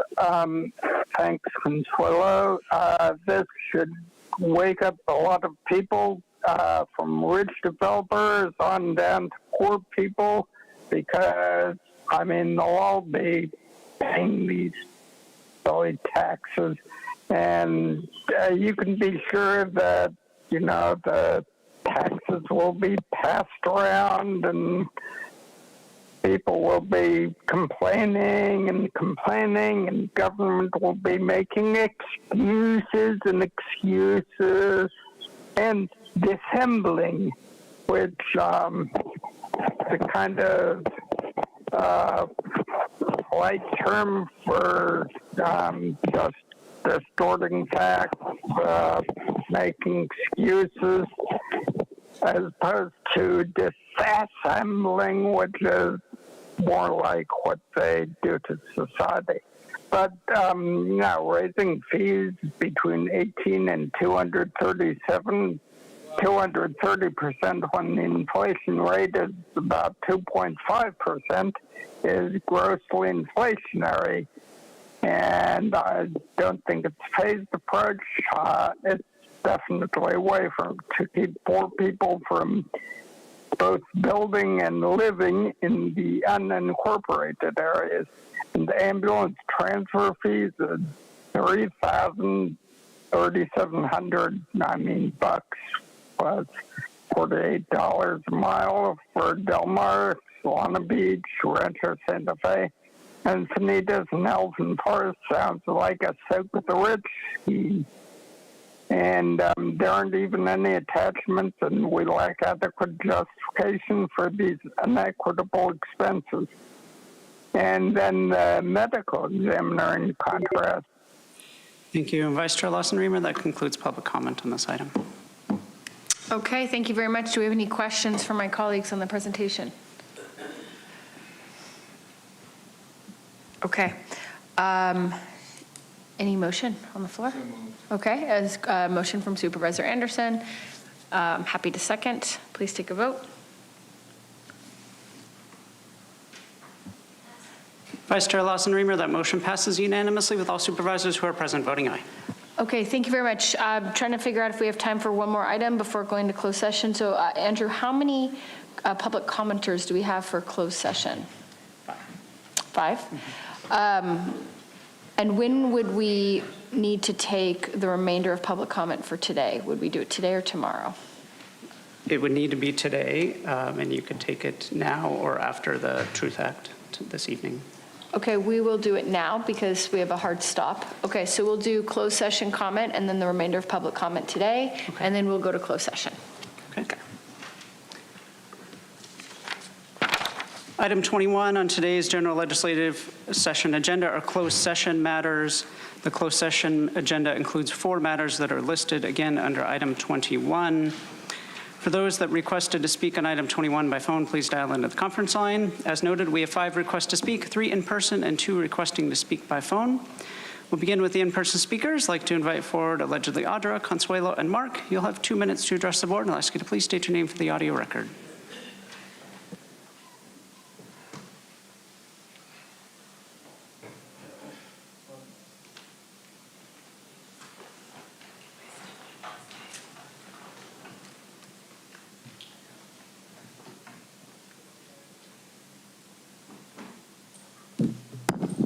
My person uses the name Audra. All right, as we're getting ready to do labor negotiations, I would like to ask Claudia to recuse herself because of her inability to provide adequate legal counsel, especially when families are being ripped apart and you're encouraging that. You are a big reason as to why, and wonder why all of your emails, when they're requested, are being redacted. Why is it everything you're talking about is not transparent? What are you hiding? What are you hiding? Some nefarious stuff. And parents are going to be making bar complaints about you because of what you're engaged in. It was very interesting to find that out. But you're engaged in ripping families apart. Does it make you feel good? Bet you like to look yourself in the mirror and say, I'm doing a good job. How many kids do you have? What if it was your family being ripped apart? Would it matter? Am I off topic? Oh my gosh. We can have a staring contest because all that emits from you is darkness. And when the light shines bright, the darkness trembles. You should turn away from that wickedness, ripping families apart, hiding what you're doing. There's a special place in hell for you. Satan is welcoming you with open arms. Good day. Next speaker, please.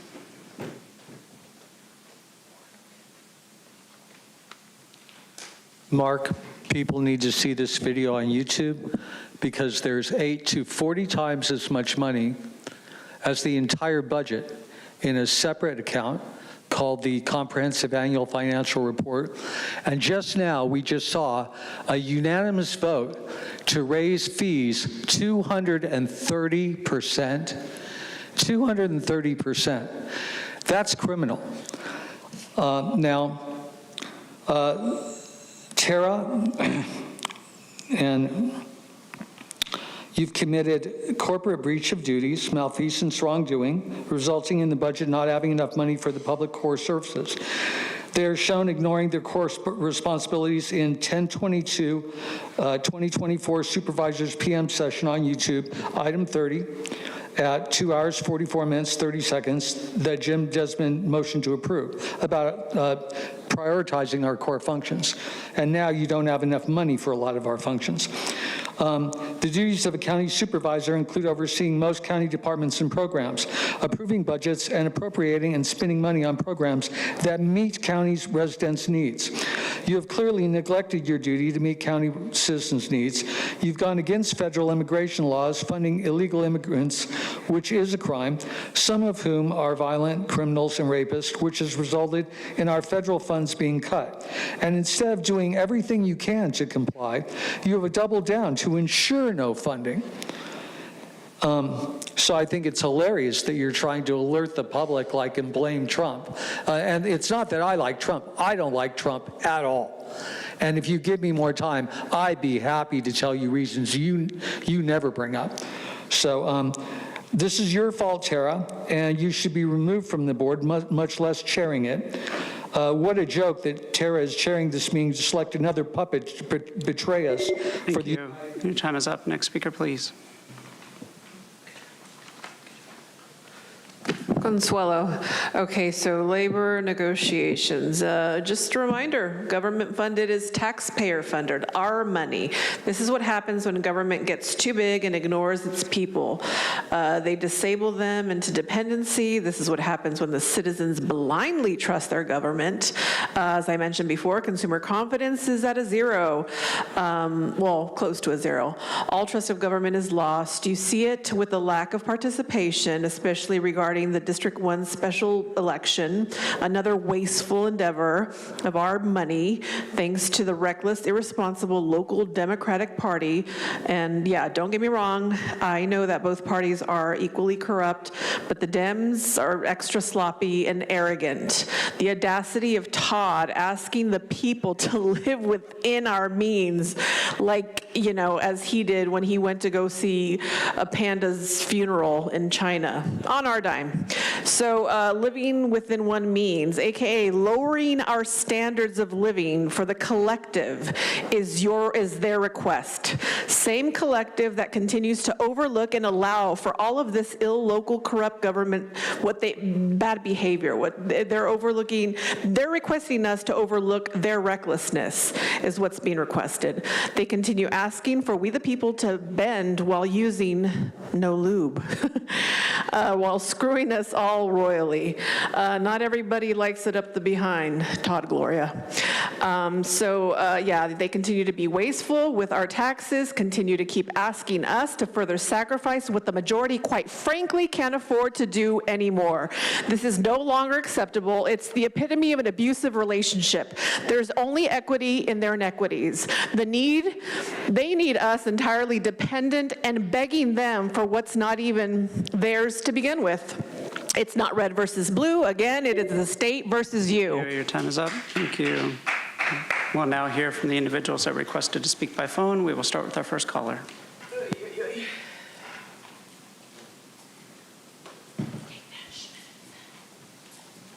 Paula Bogue, you still haven't put the case list into an editable file, and I would appreciate a 10-word, i.e. short, summary of the cases like Sanday. How many of the 150-odd cases related to the Polinsky Center abuses will you fess up to, and how much will continually putting off discussion cost us in money, interest, and our reputation? I really hope the screams of abused minors don't get loud enough that the tourists with kids stay in the car or hotel and miss out on the fun.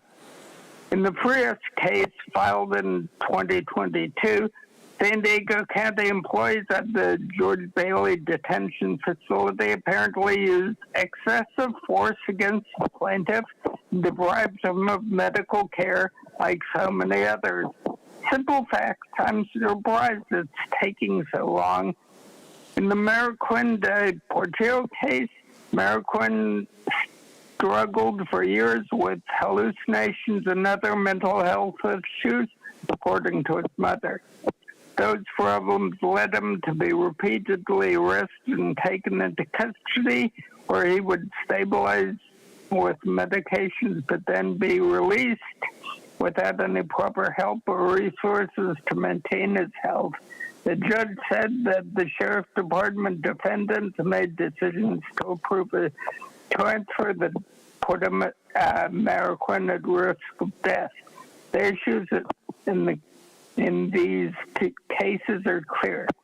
They need to be settled now. Thanks. Thank you. We'll now hear from the next caller.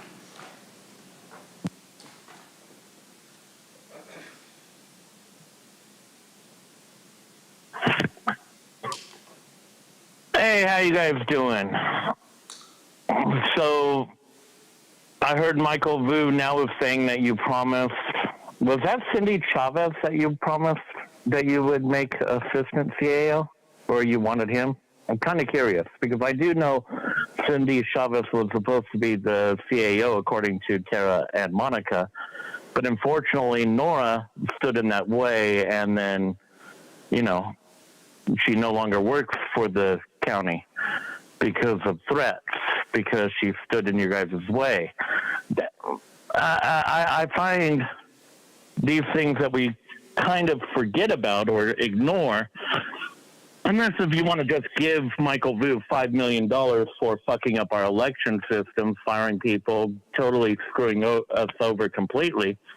But in order to cover your own asses, you're probably just going to give him our taxpayer money, $5 million, because Apparently he wasn't black enough, and Ebony's only credentials is that she is black, according to Michael Vu, and according to Michael Vu saying that Helen also says that that is the truth. That the only reason why Ebony is there is not because she has the skills to do it, it's because she's black. And because of that, the county is looking at paying $5 million to Michael Vu. Is that the truth? Or is it something else? Like, he fucked up our elections and you guys are too worried that it's going to get out, so that you're willing to go ahead and throw away $5 million of county money and give it to him because you want to further that narrative that Ebony's only skill is the color of her skin, which I find extremely insulting. Thank you, Vice Chair Lawson-Remer. That concludes public comment on the closed session matters. We'll now resume the remainder of those that requested to speak on matters not listed on the agenda. We'll note that all the individuals that requested to speak are coming in by phone, and we'll give the callers a moment to dial in. Those that requested to speak on items not on the agenda, please dial into the conference line using the instructions that were provided to you. We'll begin with the first caller.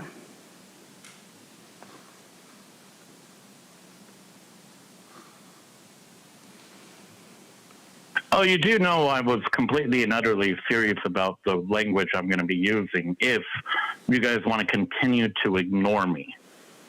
Flat out. You promised, Tara, you particularly promised that you'll get back to me. At that point, you had the county file a restraining order preventing me from even asking you that question. Well, we've already determined that you can't stop me from asking you that question, and you need to go ahead and answer that question. What is stopping anyone that has someone's personal data from filling out a registration card? Let's say groups that the ACLU is connected to, a Republican Party, Democratic Party, it doesn't matter the party. All of these people can do this. This should be shut down. This should be a nonpartisan issue. We should be all looking into it. But instead of that, you are willing to file a restraining order, do everything you can not to answer a question, not to just say, hey, look, you might be right. Hey, look, we can't look into it because ACLU made it impossible for anyone to look into that. And they are currently making it impossible for you to remove any fraudulent voters off of voter rolls. That's what they're doing right now. But if you don't speak up against it, no matter if you're winning right now, you're going to be losing at another point. Sooner or later, someone is going to go ahead and do this that doesn't want anything to do with what the American people want and only to do with what he wants to do or she wants to do. And at that point, we're all fucked because you guys spent so much time saying that a system, because you thought you had it broken, was fixed. And it's not. I mean, just take a look at the 5% that they say is fraudulent ballots. Those were dumb people committing voter fraud. Those were people that were choosing dead people to go ahead and create 1,000 ballots. Those were people that, and then Vice Chair Lawson-Remer, that concludes a request for non-agenda public communication for this session. Okay, thank you very much. We'll now go into closed session. We'll take a couple minutes, and we'll be there at 4:30. Thanks. The board will now recess into closed session to consider those matters listed under item 21 on today's general legislative session agenda. If there are any reportable actions, they will be reported out during the land use legislative session of this meeting tomorrow, Wednesday, April 23rd, 2025. The board will reconvene at 6 p.m. for item 14, which is the Truth Act forum. Thank you.